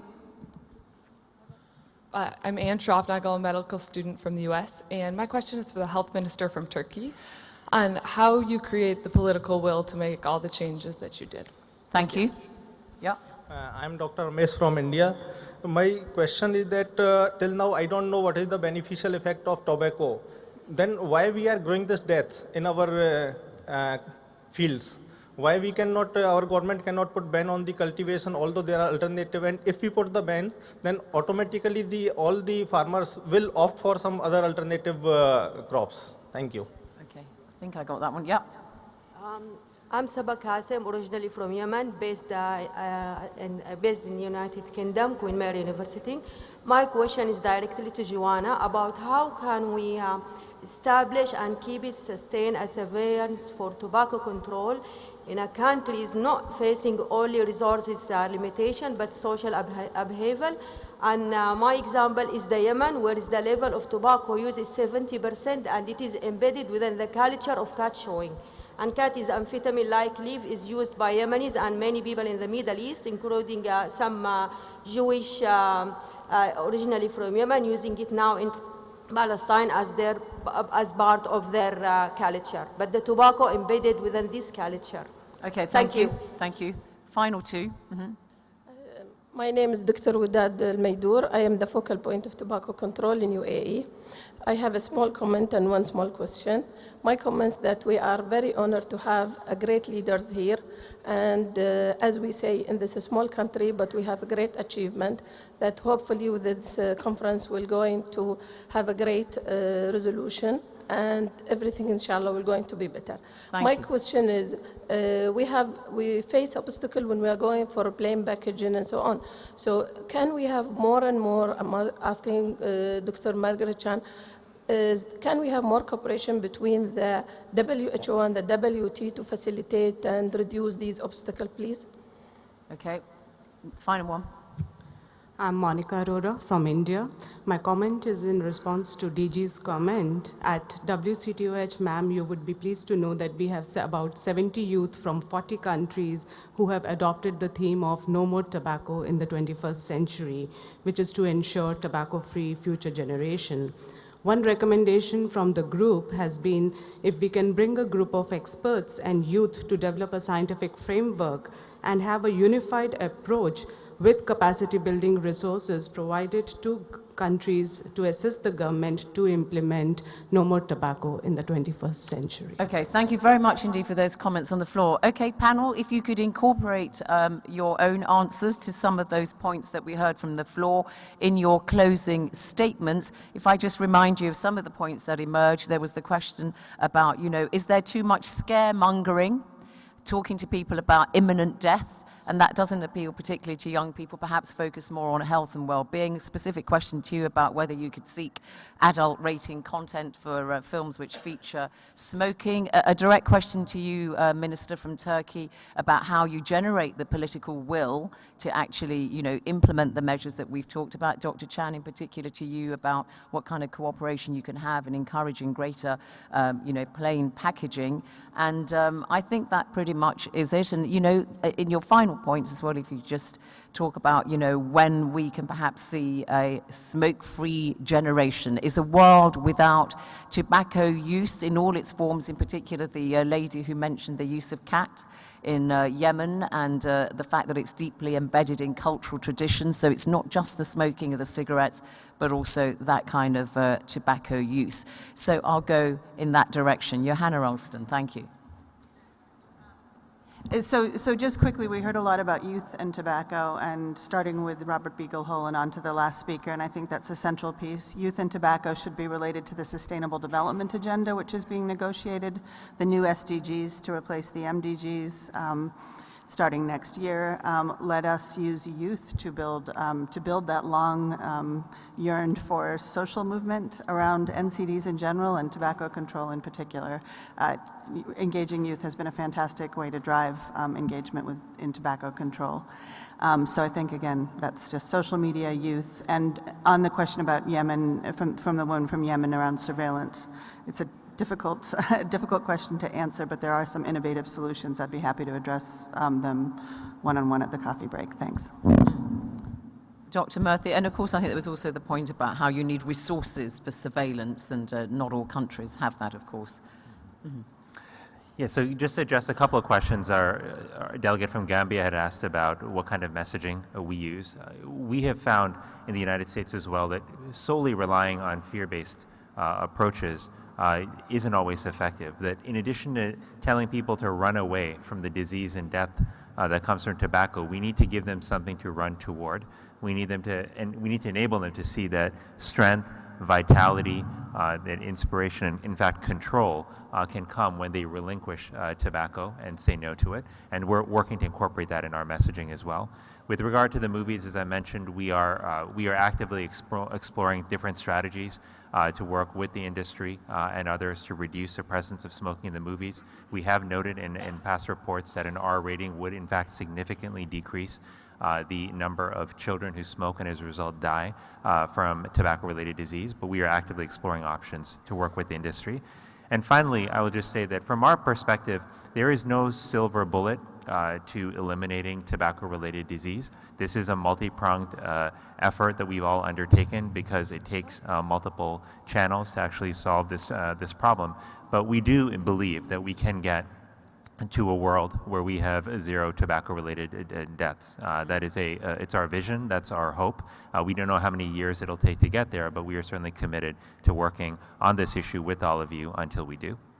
It's a trivial point, but I often find that when people are talking about deterring, particularly young people from smoking, that an appeal to vanity is a very good one. We've heard discussions in the UK about how a lot of supermodels have smoked, and by the time they get to 35 or wherever, they're told that they have a smoker's face and that they don't look as appealing as they once had, and that apparently has quite a big impact on whether younger women in particular take up smoking.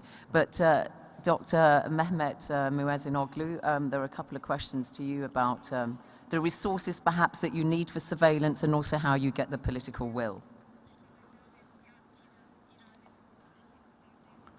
Şimdi siyasi iradede iki temel başlık bizim başarımızda ana unsur oldu. Bunlardan bir tanesi tüm siyasi partiler, muhalefet, iktidar, tüm siyasi partiler bu dumansız hava sahası başlığına güçlü bir sahiplenmeyi gösterdiler. İkinci önemli dinamikte çok güçlü bir liderlik yapan Başbakanımız, bugün Cumhurbaşkanımız Recep Tayyip Erdoğan güçlü bir liderlik yaptı ve tüm siyasi partiler muhalefetiyle, iktidarıyla bu toplumsal harekete destek verdi. Tabii ki sağlıklı yaşamla ilgili sivil toplum örgütleri, özellikle Yeşilay Cemiyeti gibi sivil toplum örgütlerinde önemli desteğini aldık. Ama bizi en çok şaşırtan destek sigara içenlerden geldi. Sigara içenlerin içiyor olmalarına rağmen bu projenin çok doğru bir proje olduğunu, esasında kendilerinin yanlış bir noktada olduklarını, ne kadar güçlü bir kural uygulaması yaparsak o kadar mutlu olacaklarını ifade ettiler ve kamuoyu desteği en güçlü lokomotif desteklerimizden biri oldu. Good. Glad to hear you have the tobacco addicts on side in Turkey. Thank you. Dr. Aaron Motsoaledi, your closing remarks incorporating some of the points that were raised from the floor. Thank you. I want to raise the point on scaremongering about death. When I looked at the pictorials, especially about packaging, it's about health, how you are going to look like when you are still alive. Out of every 5 pictorials, maybe 1 is about death. There is one which the Minister of Health in Australia told us worked very well, showing a female, what happened to your mouth and your teeth when you are a smoker. And she said many women didn't like that. They don't want to look like that. Yes. Because, yes, no person would like to kiss you if you look like that. So it's still about life. The issue about tobacco-free world, I want to confirm that from ministers of health at least, in as far as the meeting I attended in Moscow in April 2011 called by the World Health Organization, when we were preparing for a high-level meeting of heads of states in New York, we discussed this issue and there was these proposals, whether we can advise heads of states to make a resolution at UN that by 2040, there should be no smoking in any part of the world. Our children must only see cigarettes in the museum and read about it in the encyclopedia. Many ministers of health support that. They cheered and they said, it's a process that we need to follow. We have not yet won the battle. We have not yet won the war, I mean to say. but it's part of the battle that is going on. It is not yet off the mark, and we are still supporting it.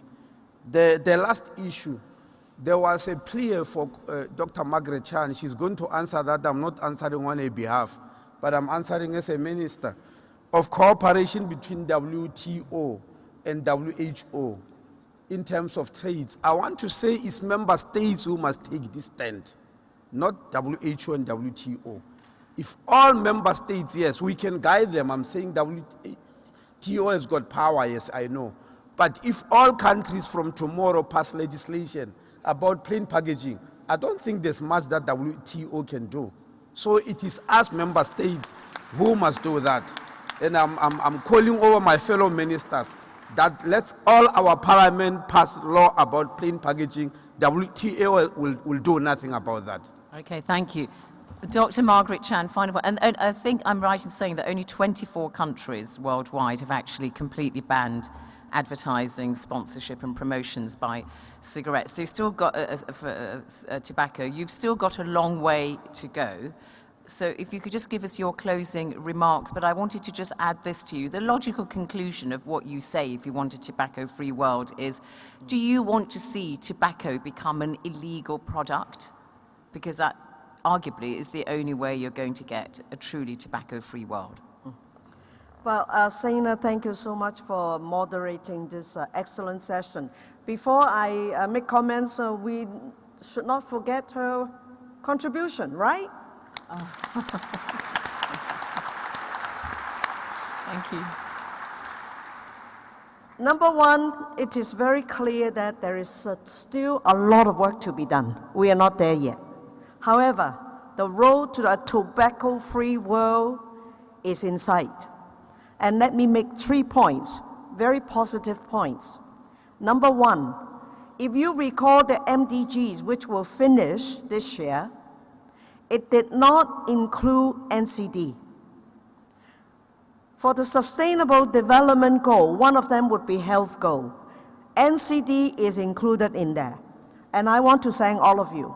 And in order to address the challenges of heart disease, diabetes, and all the rest, tobacco control is the #1 priority, and you will get the best investment and the best return on investment. So that is one good signal. Second point, I'm so happy to see so many youth here asking good questions, and many countries from the developing world paying attention to tobacco control, because both youth and developing countries are the targets for the industry. So don't be taken for a ride. Rise up and be smart. The third point, plain packaging. As Minister Aaron from South Africa make it, we need to support all other countries. Yes, we had 10, and we just added the South Africa to be number 11, and we need a domino effect. Ministers of Health need to change your legislation to make plain packaging as one of your main features out of the catalog of controls for tobacco. If we implement all these measures, and I can tell you, before long, the tobacco industry would get out of business. Thank you. Thank you very much indeed, Dr. Chan. And thank you. Thank you indeed to all of my panel, to all of you for listening, and for those of you who made a contribution from the floor.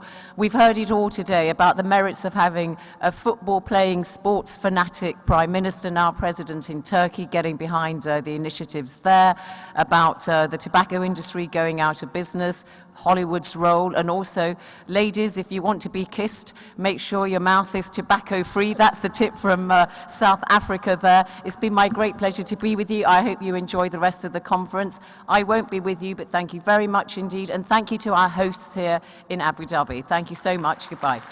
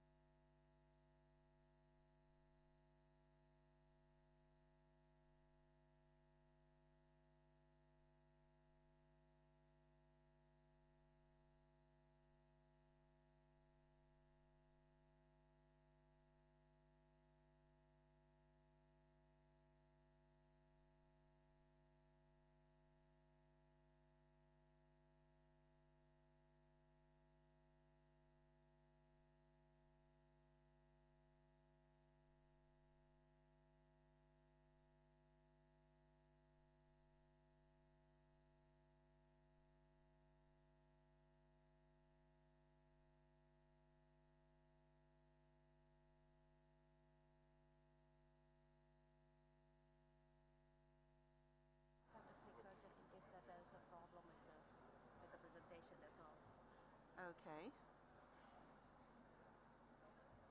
But I'm We here. can do all our preamble and talk. I've got to read all this to start with. I understand.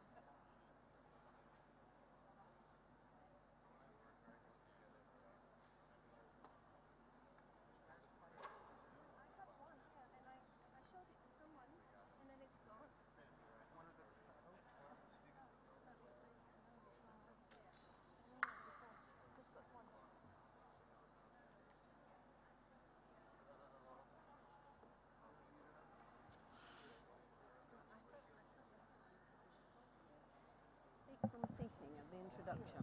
Yes. Yes. Yes, that's right. Just speak to the closer to the Hello? Yes. We'll be starting this session in the next 2 or 3 minutes, so if everybody could take their seats. Thank you.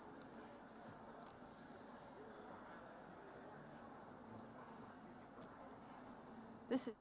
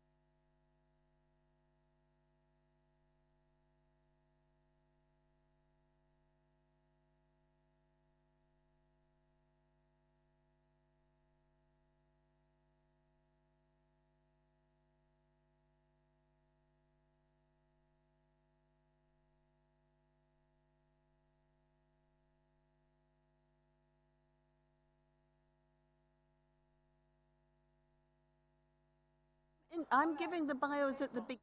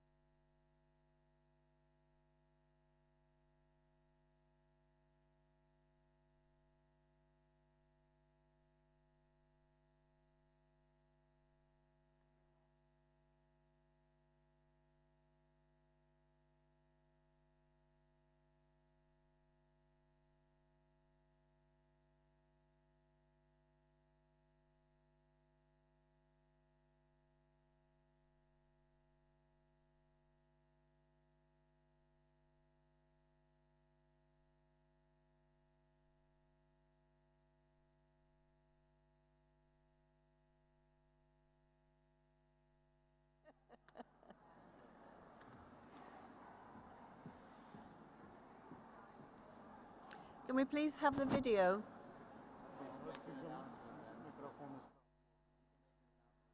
Yes, we'll start the video. Yes. Good morning. We'll start this session by showing a short video on the Framework Convention of Tobacco Control and then move immediately into the panel presentations and discussion. Could we have the video, please?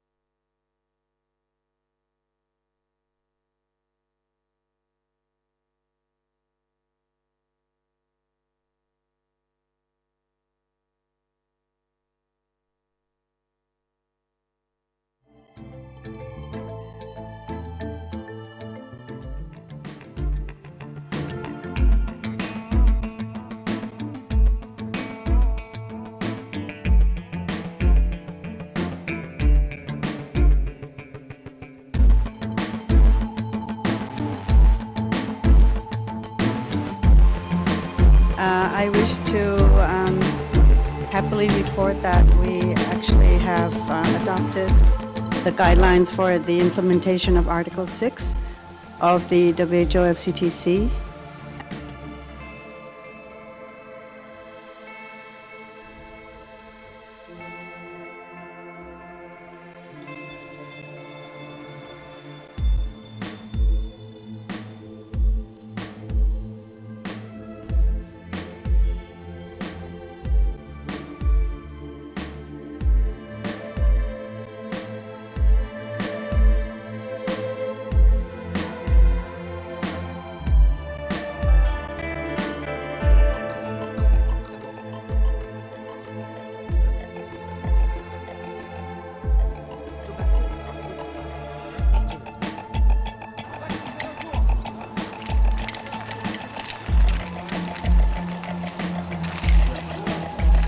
That Article 5.3 precedents provide the model for how healthy governments can protect themselves from powerful special interests.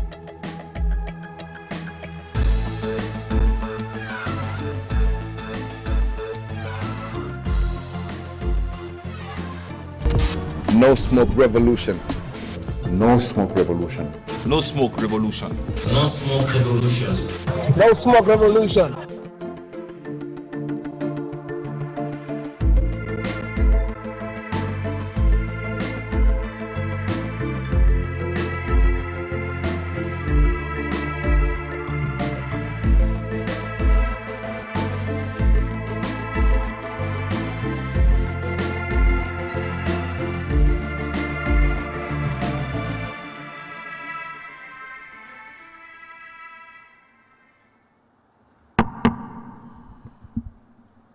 Welcome to the plenary of 10th years of the WHO FCTC.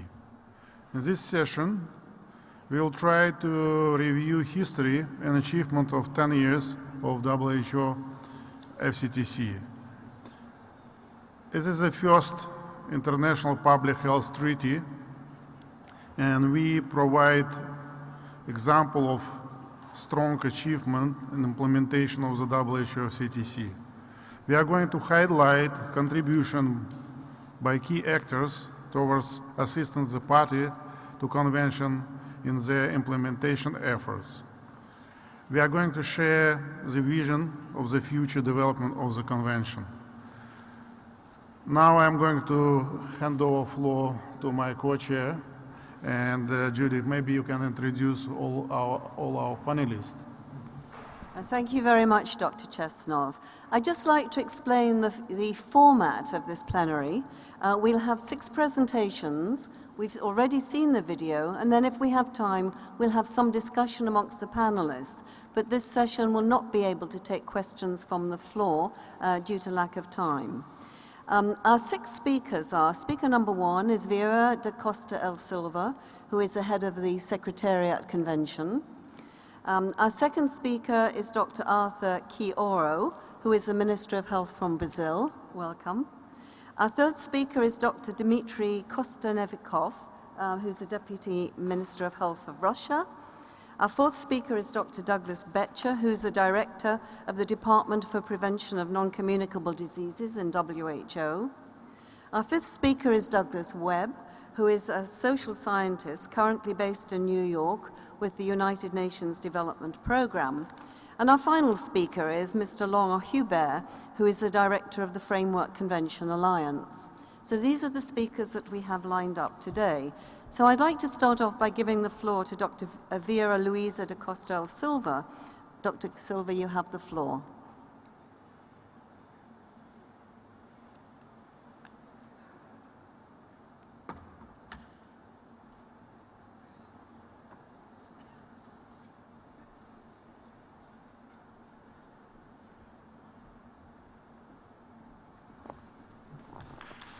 And while Dr. De Silva is just going across, if anybody needs translation, this translation, the earphones can be obtained on the entrance to this session.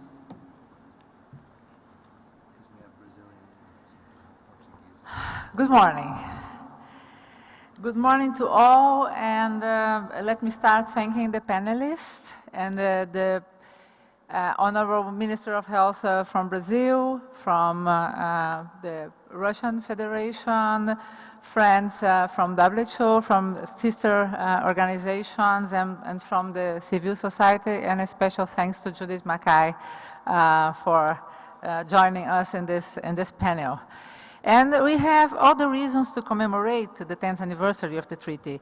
It was a long process that has started back in 1996, when through the 90th World Health Assembly resolution, the treaty negotiations machinery was put into place after 18 decisions that have indicated the future for tobacco control. And after the adoption in 2003 and the entry into force in 2005, we have now I don't know, it doesn't work here for some reason.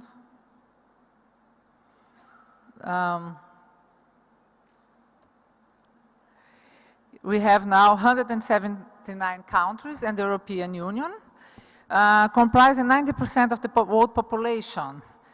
8 guidelines were negotiated in these 10 years. 136 decisions were drafted by member states and were adopted. And we still need a number of countries to reach our goal of having the 196 countries on board. Let's call on the United States of America, on Argentina, Indonesia, Morocco, Mozambique, Malawi, and many other countries to join us, Switzerland, to join us and to make the difference, because this is about an international treaty and about international cooperation and strong tobacco control measures. One of the babies of the treaty was the negotiation of the WHO FCTC first protocol that was adopted 2 years ago.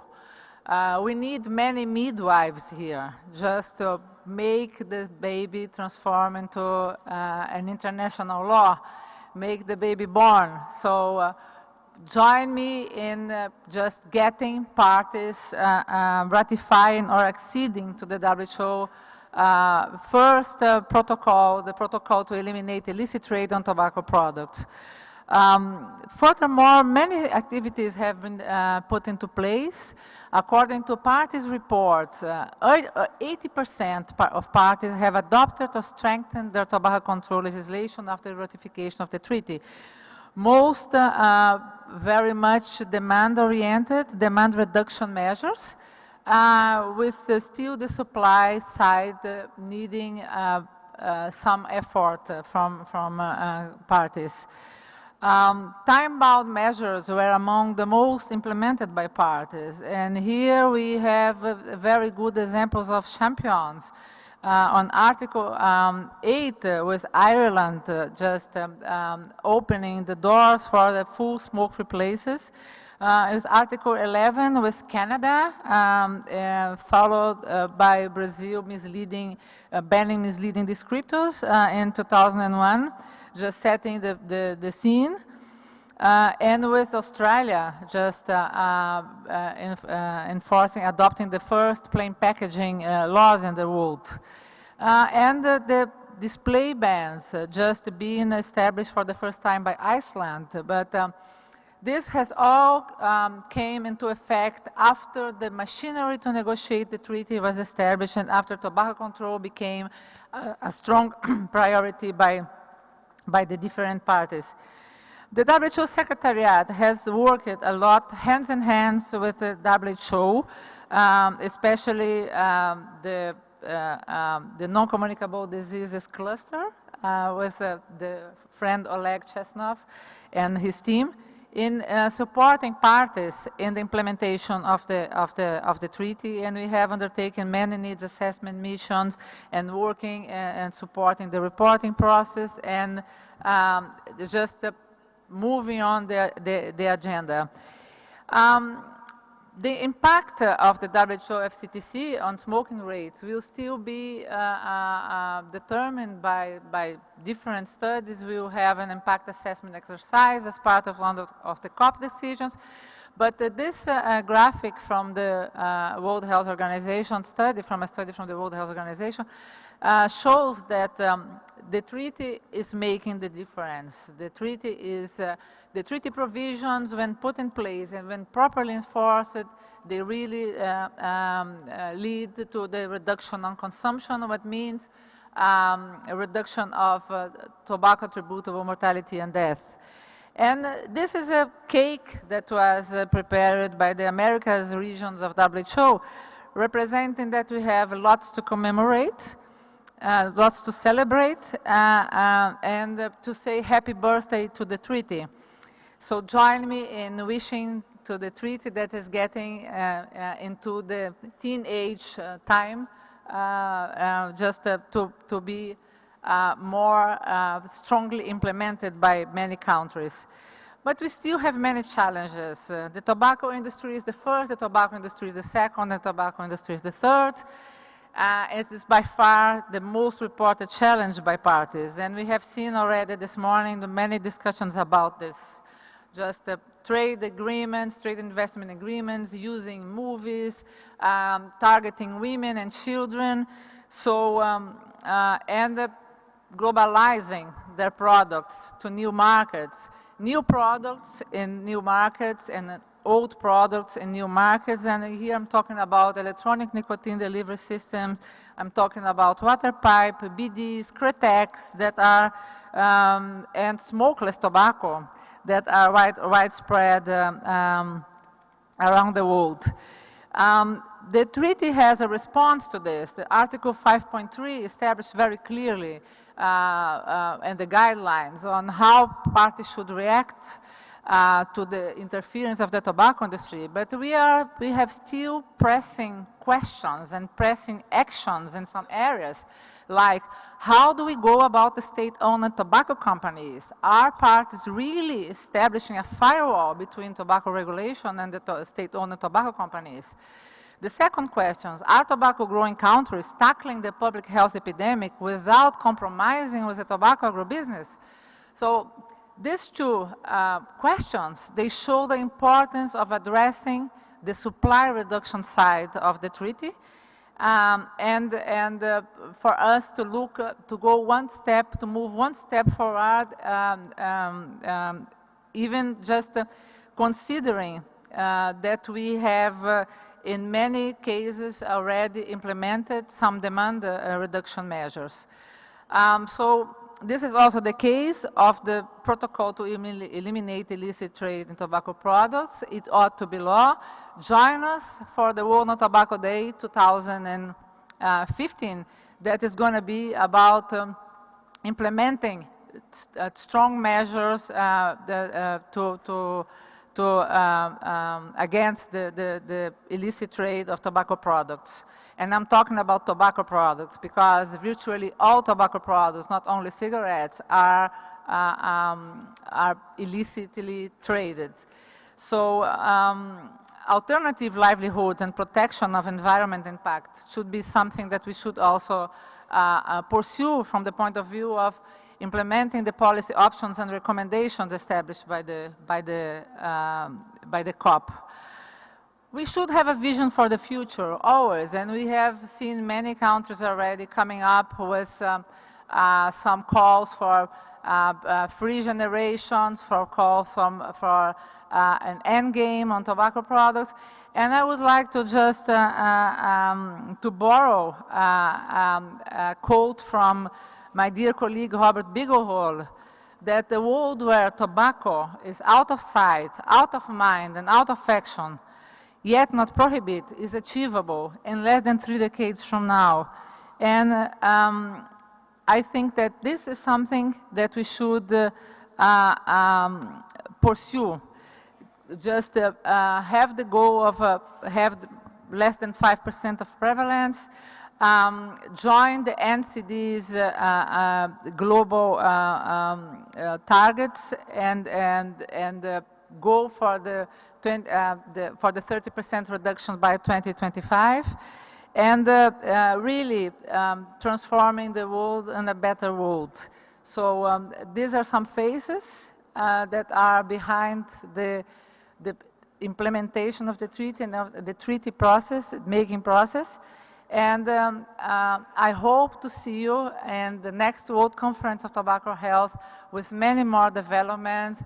And I hope that we have a session only devoted to the new treaty, the protocol to eliminate illicit trade on tobacco products. Thank you very much. Thank you, Vera. Brazil is a major tobacco growing country. I think next speaker is probably will be interesting for you in this to talking about paradox situation, country which is producing a lot of tobacco and same time have a big achievement in the fight against tobacco. So, Honorable Minister, please take a floor.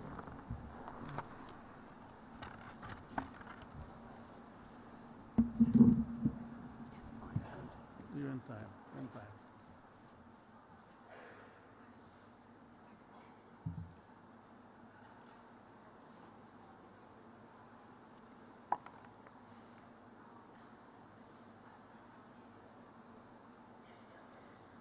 Thank you. Eu vou falar em português e peço àqueles que não compreendam a minha língua que acompanhem a tradução simultânea. Agradeço em nome do governo brasileiro a oportunidade de compartilhar nesta conferência os avanços e os desafios que o nosso país tem nestes 10 anos de implementação da Convenção Quadro. O marco no nosso país é o mês de novembro, né, quando completaremos 10 anos do início da implementação, e temos absoluta convicção de que temos conseguido muitos progressos, embora ainda tenhamos muito o que caminhar. No Brasil, o tabaco é responsável por 200 mil mortes por ano. 25% das mortes por angina e por infarto agudo do miocárdio são atribuídos diretamente ao tabaco, assim como 45% das mortes por infarto agudo do miocárdio em menores de 65 anos e 85% das mortes por bronquite crônica e por enfisema pulmonar. A cada hora, 23 brasileiros morrem em função do tabagismo no nosso país. Ele é responsável por 90% dos casos de câncer no pulmão, É o tumor mais letal e uma das principais causas de morte em nosso país, e nós estimamos que este ano 27.330 novos casos de câncer ocorrerão em nosso país. O ano passado, em 2014, foram registrados 1,5 milhão dias de internações, sendo 821 mil em homens e 719 mil internações em mulheres. Ao longo desses 10 anos, um conjunto de medidas em nosso país vem sendo adotadas, mas a partir de 2011, a nossa presidenta Dilma Rousseff sancionou a Lei 12.546, e a partir daí 4 importantes ações passaram a ser efetivamente implementadas em nosso país. A primeira, a instituição de uma política de preços mínimos para os cigarros. A segunda, a proibição da propaganda comercial dos produtos em todo o território nacional. E a permissão de venda, a exposição dos produtos nos locais de venda, com severas restrições. E a partir de 2014, com um decreto da nossa presidenta, passamos também a proibir o fumo em ambientes fechados de uso coletivo, abolindo definitivamente áreas para fumantes ou fumódromos. Desta maneira, ficaram proibidos o ato de fumar cigarrilhas, charutos, cachimbos, narguilés e outros produtos em locais de uso coletivo, públicos ou privados, como halls, corredores de condomínios, restaurantes e clubes, mesmo que o ambiente esteja parcialmente fechado por uma parede divisória, teto ou toldo. Uma quarta ação extremamente importante e impactante foi a ampliação do atendimento às pessoas em uso do tabaco, que passou a ser realizado prioritariamente nas unidades básicas de saúde, na nossa rede de atenção primária do Sistema Nacional de Saúde Público, gratuito, que conta hoje com mais de 35 mil equipes de saúde da família capacitados para o atendimento dos usuários de tabaco. Além disso, apenas no biênio 2013 e 2014, o Ministério da Saúde destinou mais de 16 milhões de dólares para a compra de medicamentos ofertados gratuitamente pelo Sistema Nacional de Saúde no tratamento contra o tabagismo. Instituímos uma Comissão Nacional de Implementação da Convenção Quadro, composta por 18 áreas governamentais distintas, presididas pelo Ministro da Saúde, e um conjunto de medidas, entre elas o alinhamento da política de preços e impostos, tem permitido uma elevação sucessiva dos tributos incidentes sobre cigarros, o que tem gerado aumento de preços. Os resultados já estão sendo impactantes em nosso país. Nos últimos 5 anos, nós tivemos uma redução de 20,5% no hábito de fumar em nossa população, medidas nas 2 pesquisas realizadas em 2008 e em 2013. A variação de 2010 a 2013 é da ordem de 19,8%, e avançaremos significativamente para o alcance da meta de redução de 30% proposta pela Organização Mundial de Saúde até o ano de 2025. Tivemos também uma redução de 28% em 8 anos, uma média anual de 0,63%, uma redução de 26% no número de pessoas que fumam mais de 20 cigarros por dia no período de 2006 a 2013, e 22% dos entrevistados em 2013 se declaram ex-fumantes, sendo 25,6% entre homens e 18,9% entre as mulheres. A redução de todos os indicadores que medem o impacto do tabaco na nossa população são muito significativas, mas eu destacaria a redução de 5% no início da idade de hábito de fumar entre a nossa população. Outra importante redução se refere na exposição secundária no ambiente doméstico e no ambiente de trabalho. É uma redução de 61,3% nos ambientes domésticos e de 42% no ambiente de trabalho, extremamente impactante em nosso país. Outro dado muito significativo diz respeito à ampliação, ao aumento das pessoas que recebem tratamento gratuito, inclusive com a disponibilização dos medicamentos no nosso Sistema Nacional de Saúde, que é um sistema universal, público e gratuito.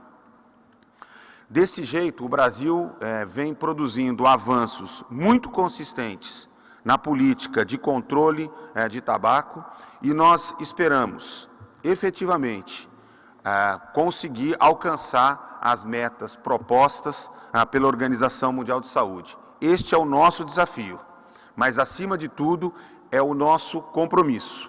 Nós somos ainda um país que é um grande produtor de tabaco e estamos trabalhando firmemente na substituição das lavouras de tabaco por outras alternativas.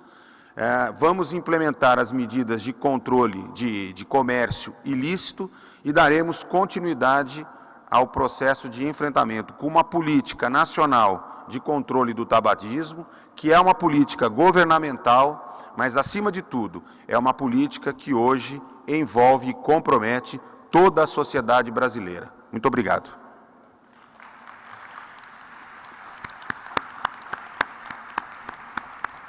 Thank you, Honorable Minister.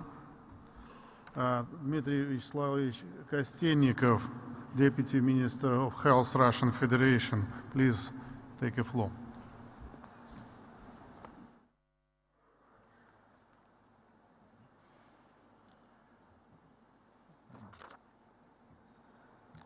Thank you for giving the floor.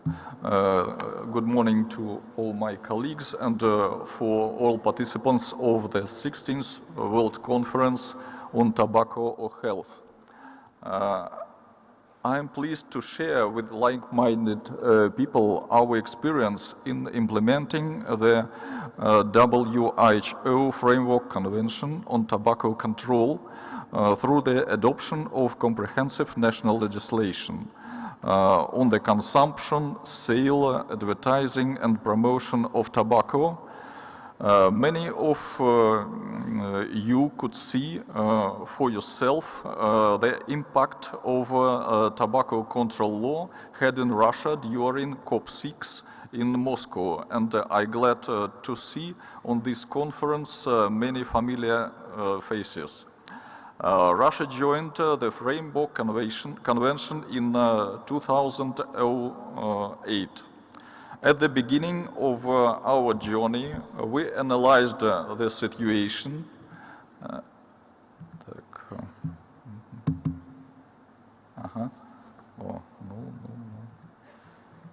We analyzed the situation according to the 2009 Global Adult Tobacco Survey. Almost 40% of all Russians smoked, with about 300,000 people dying annually from cases related to smoking.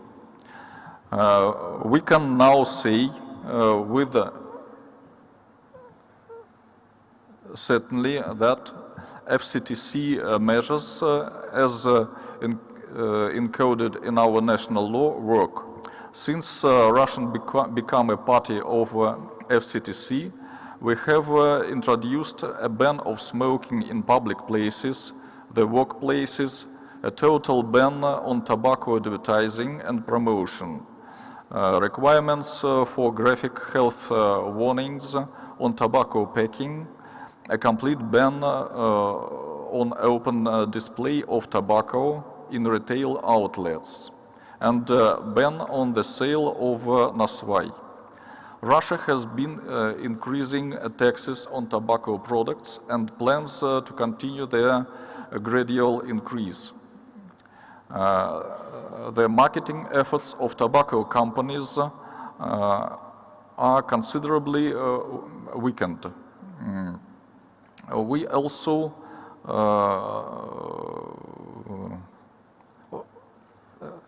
make fines and penalties for violations, which we established in law. Monitoring of the effectiveness of the implementations of tobacco control programs showed that about 16-17 of smokers, 1 of 6, have already stopped smoking since our efforts began. And the prevalence of tobacco use among adults in our country has declined by about 6%. A reduction in tobacco consumption in Russia has taken place for the first time in 25 years. We also note the reduction in mortality from cardiovascular disease by 5% in 2013 and 6.6% in 2014, and associate it with the decreasing of tobacco consumption.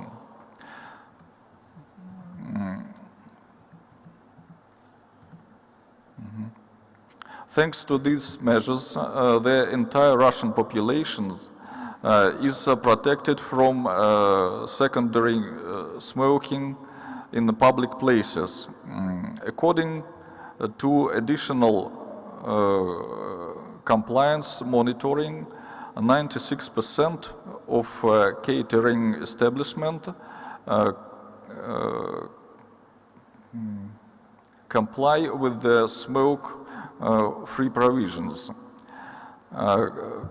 Contrary the forecast of the tobacco industry, the revenues of cafes, restaurants and bars in 2014 did not decrease despite the financial crisis. The monitoring of compliance with the ban on open display of tobacco and tobacco advertising at points of sales showed that 99% of points of sale removed tobacco products from display cases. These results were achieved thanks to the comprehensive measures taken in recent years by the government of Russian Federation and to the coordinating role of Ministry of Health of Russia. It is very important that these measures are based on active support of civil society. We have not only introduced restrictive measures, we also pay special attention to prevention measures.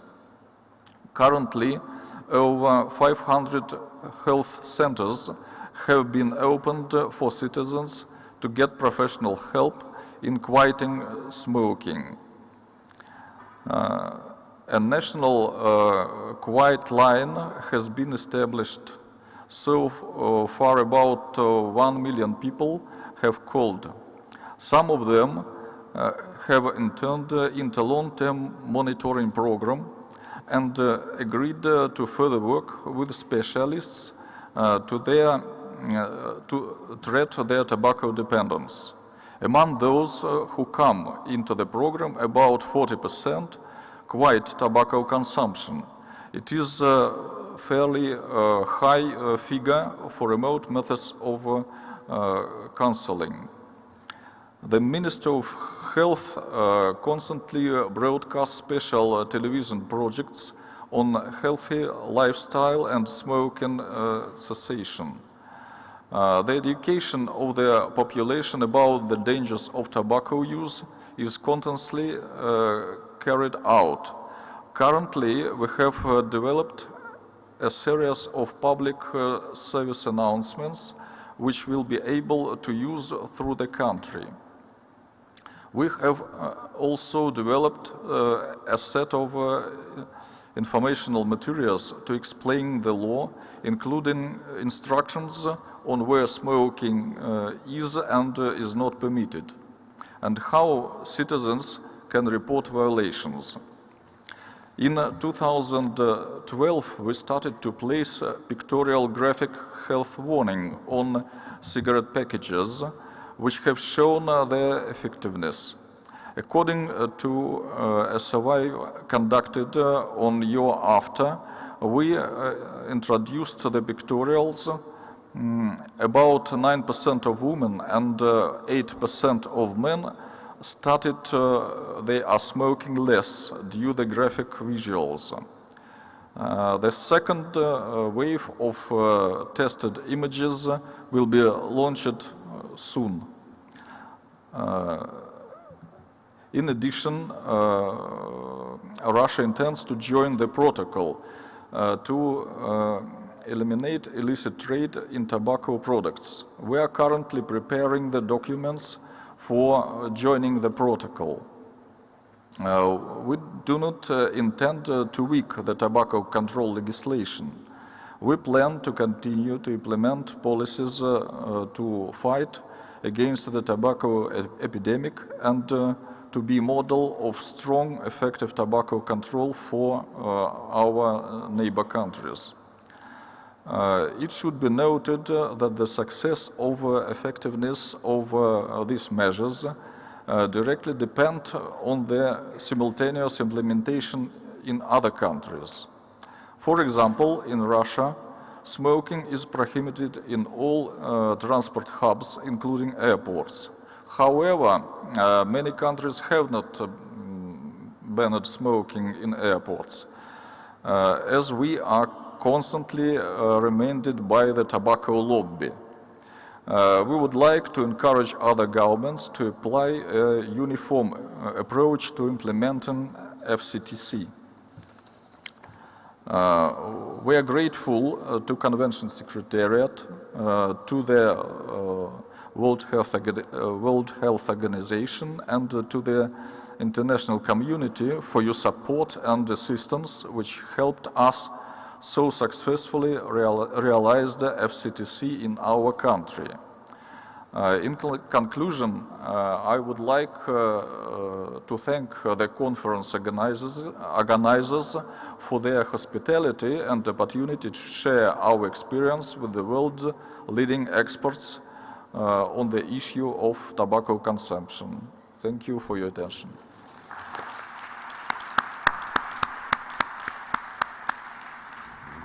Спасибо, Дмитрий Вячеславович.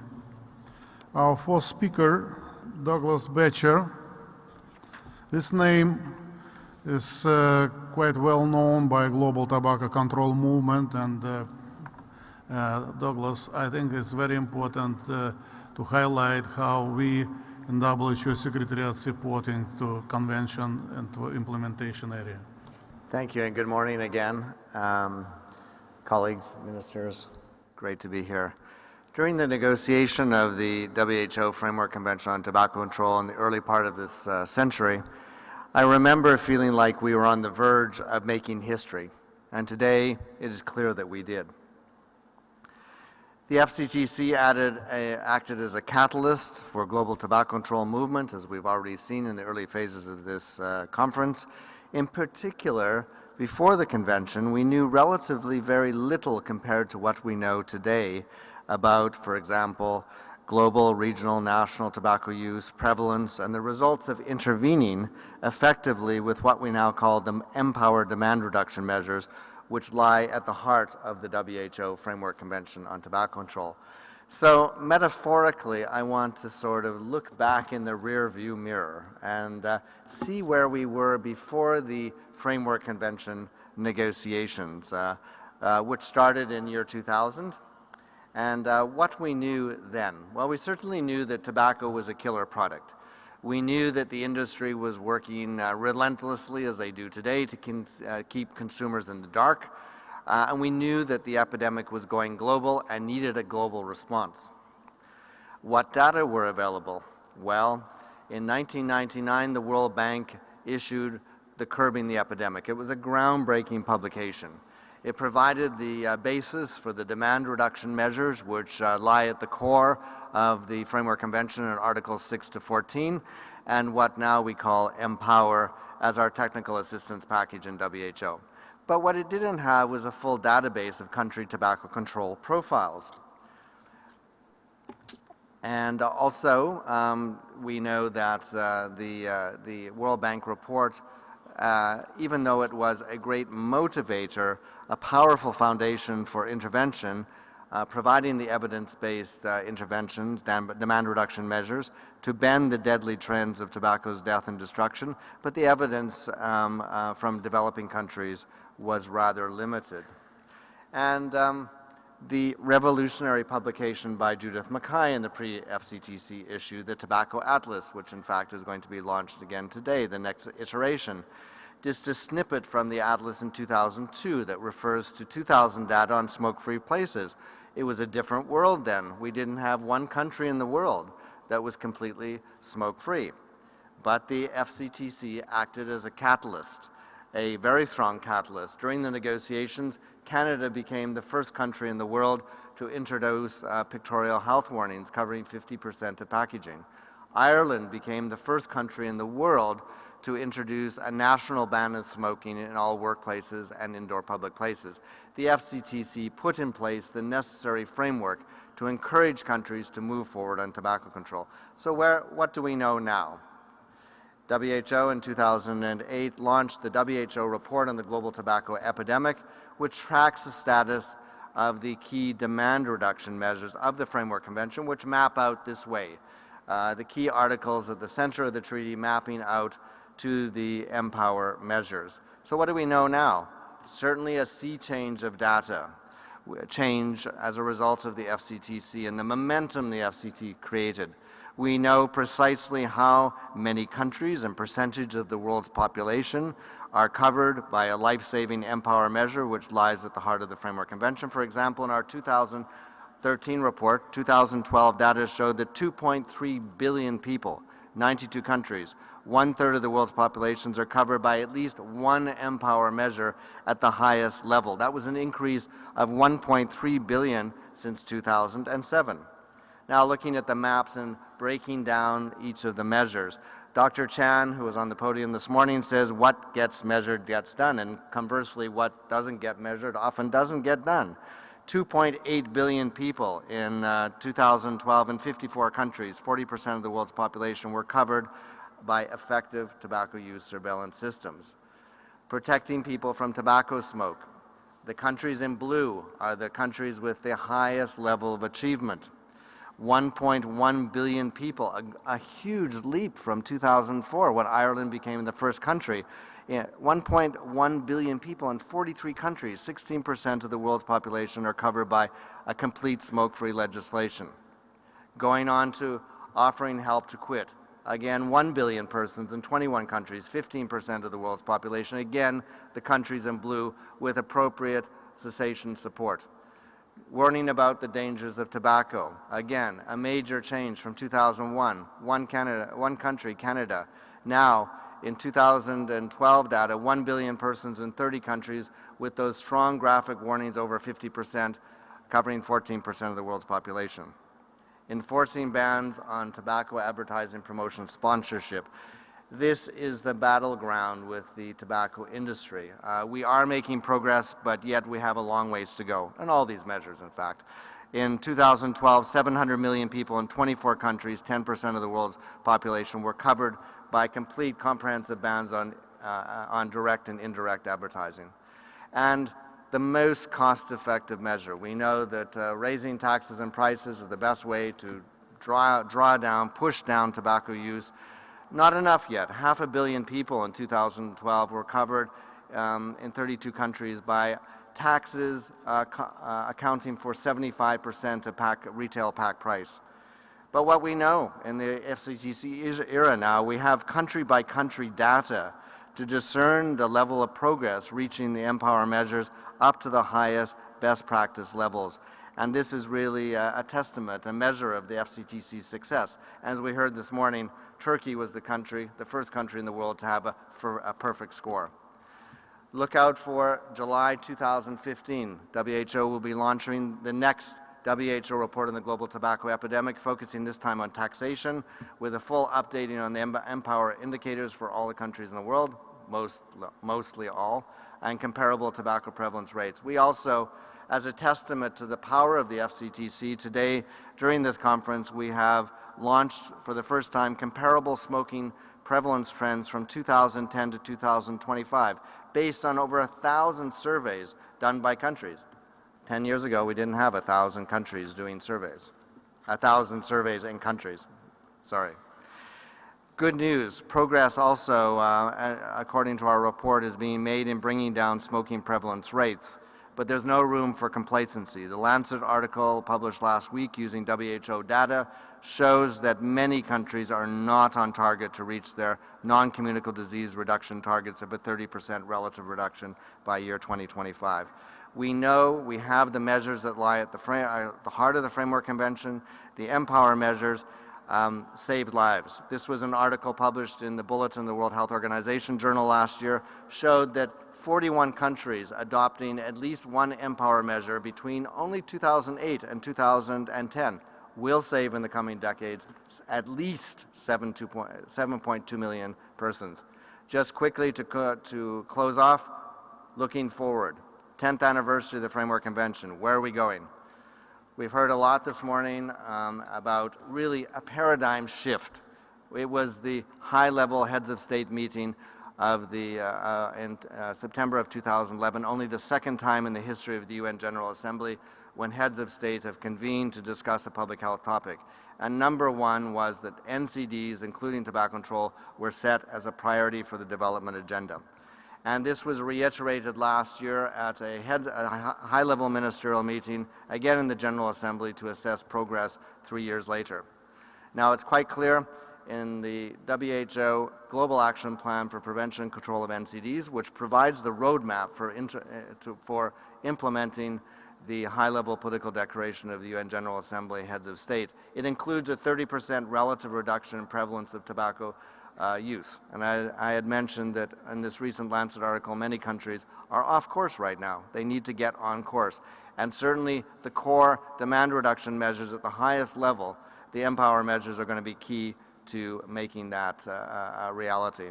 So finally, gazing in the short term through the crystal ball, this year the Sustainable Development Goals will be adopted by heads of state of the UN General Assembly. Dr. Margaret Chan mentioned that NCDs is on the agenda. In the current iteration, definitely NCDs as a core development priority, and also strengthening the implementation of the Framework Convention on Tobacco Control in all countries is included on the development agenda. So the power of the Framework Convention, what hasn't changed is the ruthless, despicable efforts of the tobacco industry. They continue unabated. But the difference today is that the WHO, FCTC, and the evidence it has generated is a powerful tool to fight back. Thank you very much.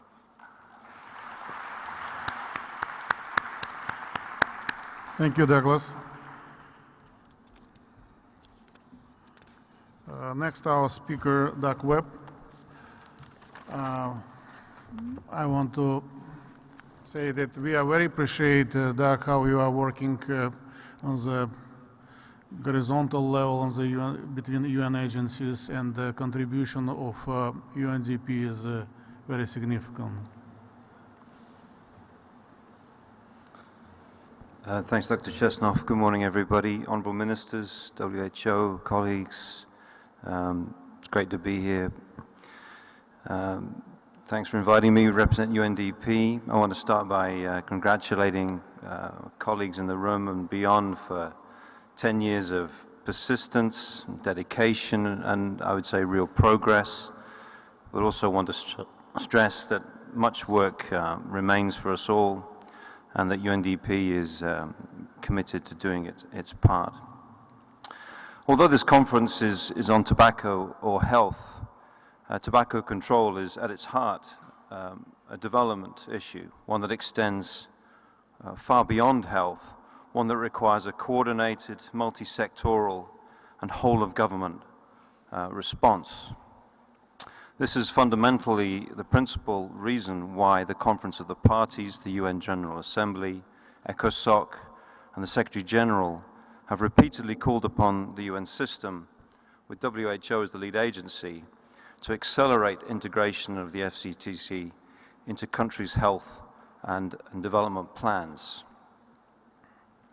Accelerating implementation of the Convention begins with ensuring that countries integrate the FCTC into the principal development instruments that we collectively use, the National Development Plans and the consequent UN Development Assistance Frameworks, or the UNDAFs. UNDAFs define the UN support to the National Development Plan. Integration of the FCTC into the National Development Plan is thus critical, as it partly determines the nature and scope of development assistance. The UN system is less able to respond without this statement of political intent.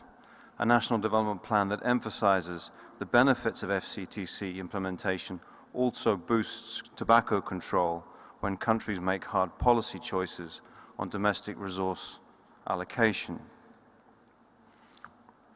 But such integration is not spontaneous. In 2014, UNDP, with the FCT Secretariat, published a guidance document on accelerating integration of the FCTC into UN and national development planning instruments, including the UNDAFs. And using the 2012 reporting cycle, the document first assessed integration and then identified challenges, good practices, and recommendations. In our sample of 28 countries at the time, only one had even mentioned the FCTC in its national development plan. And there's some prizes to guess which one it is. Brazil, congratulations. Tobacco, despite being recognized as a significant impediment to sustainable human development, is noticeably absent from development plans and discourse.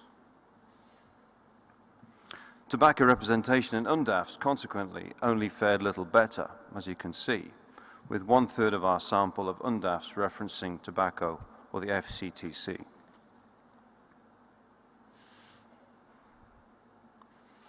No doubt tobacco is also underwhelming in its presence in the national dialogues convened by the UN Development Group to inform the post-2015 development agenda. The themes most often raised often reflected the MDGs rather than the development agenda of the future.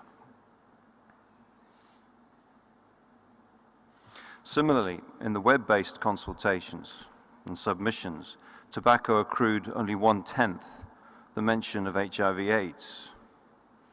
Someone somewhere is doing a very good job in playing down the fact that tobacco kills more people annually than HIV, TB, and malaria combined, although this isn't a competition. And we don't want to get into the "my epidemic is bigger than yours" rhetoric. Acknowledging perhaps that development planning is a contested space, UNDP and WHO earlier this month published a similar guidance note on integrating NCDs into UNDAFs. Many of our collective efforts in the immediate term will relate to the realization of this full integration. In doing so, we note there are synergistic planning opportunities between NCD prevention and control and FCTC implementation. NCDs are most likely to be integrated into UNDAF processes where there is ongoing national implementation of the FCTC. NCD prevention and control may not have the legal backing that tobacco control enjoys, but the potential to merge these conversations or an entry point for development and technical assistance is clear. There are, of course, challenges. Lack of human and financial resources continues to be problematic. Despite generous contributions from some donors, we've yet to realize a full spectrum of financing options for tobacco control. An emerging principle for financing of the Sustainable Development Goals is that any increased development assistance must be supported by increased domestic financing, especially in the middle-income countries. Countries can explore innovations in national trust funds, levy mechanisms, and proportionate taxes on unhealthy products. This extends far beyond tobacco to sugary foods and beverages. Focus must be on financing national tobacco control responses and ultimately public health systems while preventing and mitigating all conflicts of interest. But this is not just a matter of simply raising revenues or deciding to tax. We must be constantly aware that many of the costs associated with tobacco control are not financial. It is actually political capital which is at stake. A political economy lens is thus essential, recognizing incentive conflicts between ministries and levels within the public sector. To understand governance dynamics, power relations, accountability structures, the role of public pressure and democratic institutions. The next decade must have a focus on these questions if tobacco control is to have additional and sustained meaning. Rightly, much was said at the inaugural session last night on the importance of cross-sectoral action to combat both tobacco use and NCDs. Governing such actions must involve multiple ministries and institutions requiring structures and procedures. These are actually required by Article 5.2a regarding national focal points and national coordination mechanisms. Yet in spite of the Convention's existence, we still lack the full presence of these mechanisms, perhaps where we need them most, in the emerging markets of sub-Saharan Africa. In 2014, 33 of the 47 parties reported the presence of a national focal point in 2014, and only 22, or 47%, reported a national coordination mechanism. And we look forward to working with partners to develop technical tools that governments can use to strengthen multi-sectoral coordination mechanisms, and then south-to-south and triangular cooperation projects to put this guidance into practice. We've come to learn that intersectoral structures are not just add-ons or good ideas for tobacco control, they're absolutely essential. The recent McKinsey estimate that tobacco use brings a financial burden of $2.1 trillion globally demands a developmental response. Ministers of health need our support to concretely show how other ministers, how investing in tobacco control impacts the issues that they prioritize. Sound investment cases for tobacco control that account for impacts across sectors can begin to reconcile and tackle head-on any clash of incentives between the sectors. The Minister of Health can sit down with the Ministry of Education and demonstrate how tobacco control can get children into school, keep them in school, and get them out of school with a completed quality education. She or he can show the Ministry of Finance how tobacco control can spur economic growth, for example. Simply stated, governments need more data on the current and future socioeconomic costs of tobacco use and the investment case for the FCTC implementation. We recognize the request for the Conference of the Parties last year that called specifically on UNDP, the World Bank, and WHO to collaborate to make the economic case for tobacco control. I'll close with some brief thoughts for capitalizing on the Sustainable Development Goals and how they've been mentioned, which seem likely to feature both the FCTC and NCDs incorporated into the targets. And this will be a major victory, especially considering the relative absence of tobacco control as an issue during the consultations. But with 17 proposed goals and 169 targets, this is sure to be increased emphasis on action across sectors and the need for whole-of-government responses. It is up to the UN system and our partners to mirror those responses, to make sure tobacco control doesn't get lost as one priority among many.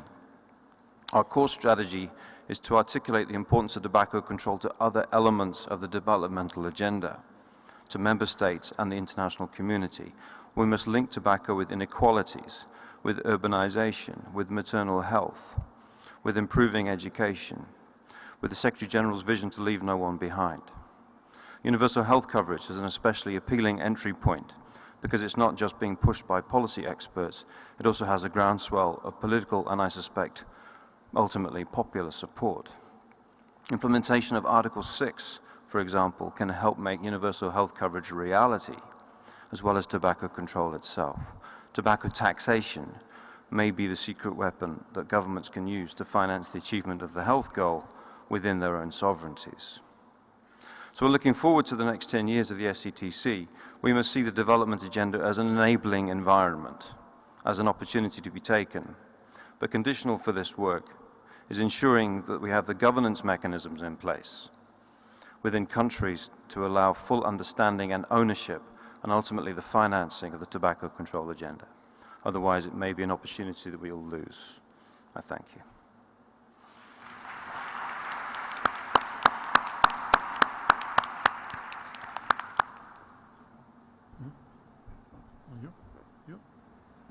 And our last speaker is going to be Mr. Lawrence Hubert of the Framework Convention Alliance.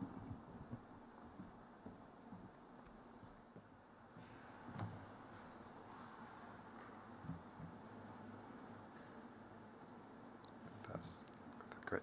Thank you. Okay. Thank you very much, and thank you, honorable ministers, Secretariat, WHO, UNDP, for having me on this panel. So I'm going to speak a little about the role of civil society and some key opportunities we see around what we can do around with the FCTC, around the Conference of the Parties of the FCTC, the governing body of the Framework Convention on Tobacco Control. Civil society has been involved in every step of the way in supporting the FCTC. And our role really has been to raise the bar. And that's what government expected from us. We wanted to have as strong a treaty as possible. And I remember some of you were at a meeting, some of the meetings in the early 2000s and even 2000 when we thought it's going to be difficult. As civil society, maybe governments are going to ignore us. Maybe the tobacco industry will run over this treaty negotiation process. And actually that did not end up being the case. We did end up having quite a lot of influence on the treaty process itself. And this is recognized on Article 4.7, the guiding principles of the FCTC, which state that the participation of civil society is essential in achieving the objectives and its protocols, of the convention and its protocols. So together, working with governments, with the Secretariat, with WHO, we have achieved quite a lot. We have a strong treaty, highly embraced treaty, with now covering 90% of the world population, with 180 parties. We have guidelines for most of the demand reduction articles of the FCTC and a first protocol, and civil society is quite proud to have had a positive impact on the development of the protocols. A very strong civil society engagement in tobacco control and the treaty process. And there's one point I want to make. We are very lucky also to have the FCTC Conference of the Parties, which is the only global government body devoted solely to tobacco control. And I really want to emphasize this. The COP, it's not merely just a conference. It is like a global parliament of tobacco control. It is a place where governments get together and make binding decisions on tobacco control. And it's something we're very, very lucky to have in the public health community and in the tobacco control community. Ahead of us, though, and in the 10 years since implementation, we continue to have quite a lot of challenges. Implementation and enforcement is behind, and to a large extent is because the whole of government is not fully engaged, as as Doug was mentioning earlier. So we have inadequate implementation, lack of resources for implementation. Even the treaty process itself and the Secretariat are not adequately supported with funding and resources. We also have this perception that to some extent maybe the tobacco problem is solved. I heard in other communities, people who do not work in tobacco control or even outside of health, saying, oh, you have a treaty, the problem is solved. It seems like at least in many places we're no longer assaulted by tobacco smoke when we go to restaurants. So there's this perception that maybe it's no longer as much of a problem. And obviously the tobacco industry interferes every step of the way. And we know that unfortunately there's still a lot of work to be done, as prevalence is not as low as it should be and consumption is way, way too high. So what about the Conference of the Parties, this global tobacco control platform that we have, this Parliament for Tobacco Control? And it is really, really important to us, but it's really shifting in focus. For the past few years, main focus has been to develop guidelines to assist governments with implementation of the treaty. But now we have to really change focus on helping and taking advantage of the COP to accelerate implementation of the treaty, to ensure that the governments have adequate resources, that we can monitor progress toward agreed targets, to ensure that there's a good monitoring process, and so on and so forth. So there's quite a few things we can do. And to make an analogy to national advocacy, which a lot of you are more involved in, first, you often try to get a government to make a promise on tobacco control, to decide that there is something that they should be doing. Once they make that promise, as civil society, then what you do is you hold them accountable, and you keep their feet to the fire to make sure that they do what they're supposed to do for public health and what they've agreed to do. We're kind of at that stage now also with the FCTC. And there's a number of the very, very good decisions that the COPs have taken, and I will not bore you by listing all of them. But I'll mention one, which is, again, as has been mentioned a few times today, within the NCD context, we have a global target of a 30% reduction by 2025. The Conference of the Parties has adopted this target also as its own. And we have this Global Parliament on Tobacco Control, which is a key opportunity for us to use in the years to come, use the sessions of the Conference of the Parties to make sure to have a discussion on progress. Have we made adequate progress? And if we haven't, how do we remediate this? And how can we make sure that we make an adequate progress?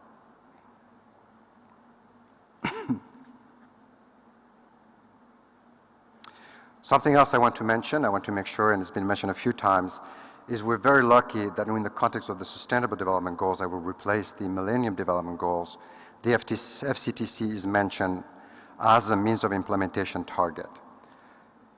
This is a first victory, but it's not the end of this battle. The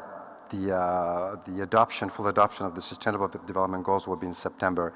We understand there's a good chance that the health part of the section will not be reopened. However, I think it is critical that all of us as a public health community, we ensure that this remains there, as this will really, really help with implementation of the treaty. So lastly, my message really is, again, it's a very simple one. We've achieved a lot already with the Framework Convention on Tobacco Control. It's been a catalyst. We've got great examples, like, for example, the one of Brazil, making a lot of progress in reduction on tobacco use. But there's a lot still left to be done. We have this very unique platform in our field. And we need to make sure that we maximize on that platform and that together we use the FCTC, Conference of the Parties, and the future sessions of the COP to demand action at the national, regional, and global level to turn the FCTC obligations into reality on the ground. If you want some more assistance, feel free to contact us. You contact me or Francis Thompson or Ivona Toos, who are here at the conference, and we can provide more information. Thank you very much.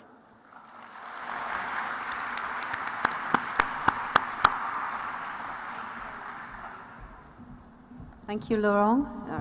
Connected. So we have heard basically about the progress of the FCTC. We've heard about the role of Empower. We've witnessed testimony in both the Russian Federation and in Brazil as to the achievements that have followed there. And we've heard of the very important role of the UNDP as well as civil society. We've heard of some stunning achievements over the last 10 years.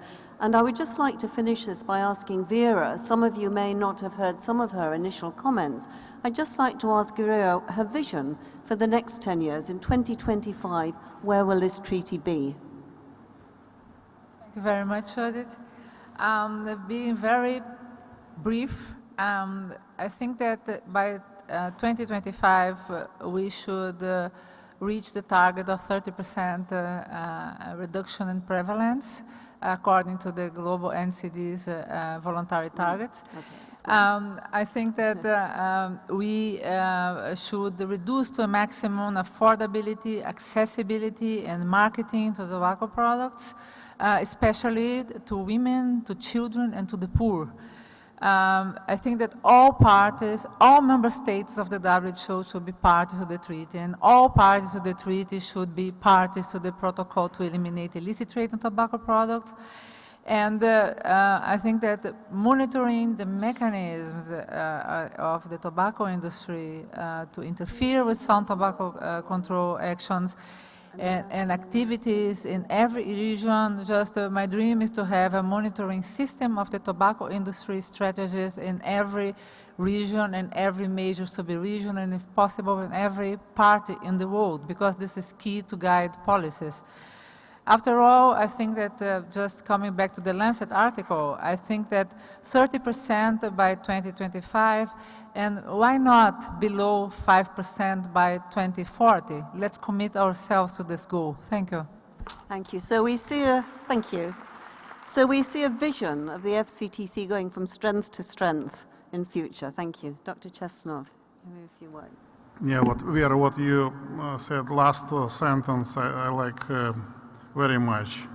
I want to underline that now is already, we have a lot of the islands where country already have a lot of efforts and they're very close to be free from the tobacco. So this is our dream, and I think that next 10 years for us will be very important, because already now more than 10 countries demonstrate will not only to reduce 30%, as they want to eliminate tobacco, or we are calling this as if it is 5%, we feeling that it is already elimination. This is our aim. Thank you for all participants. Thank you very much. All of us, we are feeling like part of the big movement, successful movement. And Judith, from my side, I also congratulate you, because you contributors and your contribution is always very, very important. Thank you. Thank you very much. Thank you. Thank you. And just one announcement for the next session. The next session will be the plenary for the launch of the 5th edition of the Tobacco Atlas. It will start in 15 minutes' time. There will be box lunches available for people to pick up and bring back into the session. You can actually eat it here. So the one incentive to come to hear us talking about the Tobacco Atlas is that you get lunch and can come in here and eat it. Just an announcement. Thank you.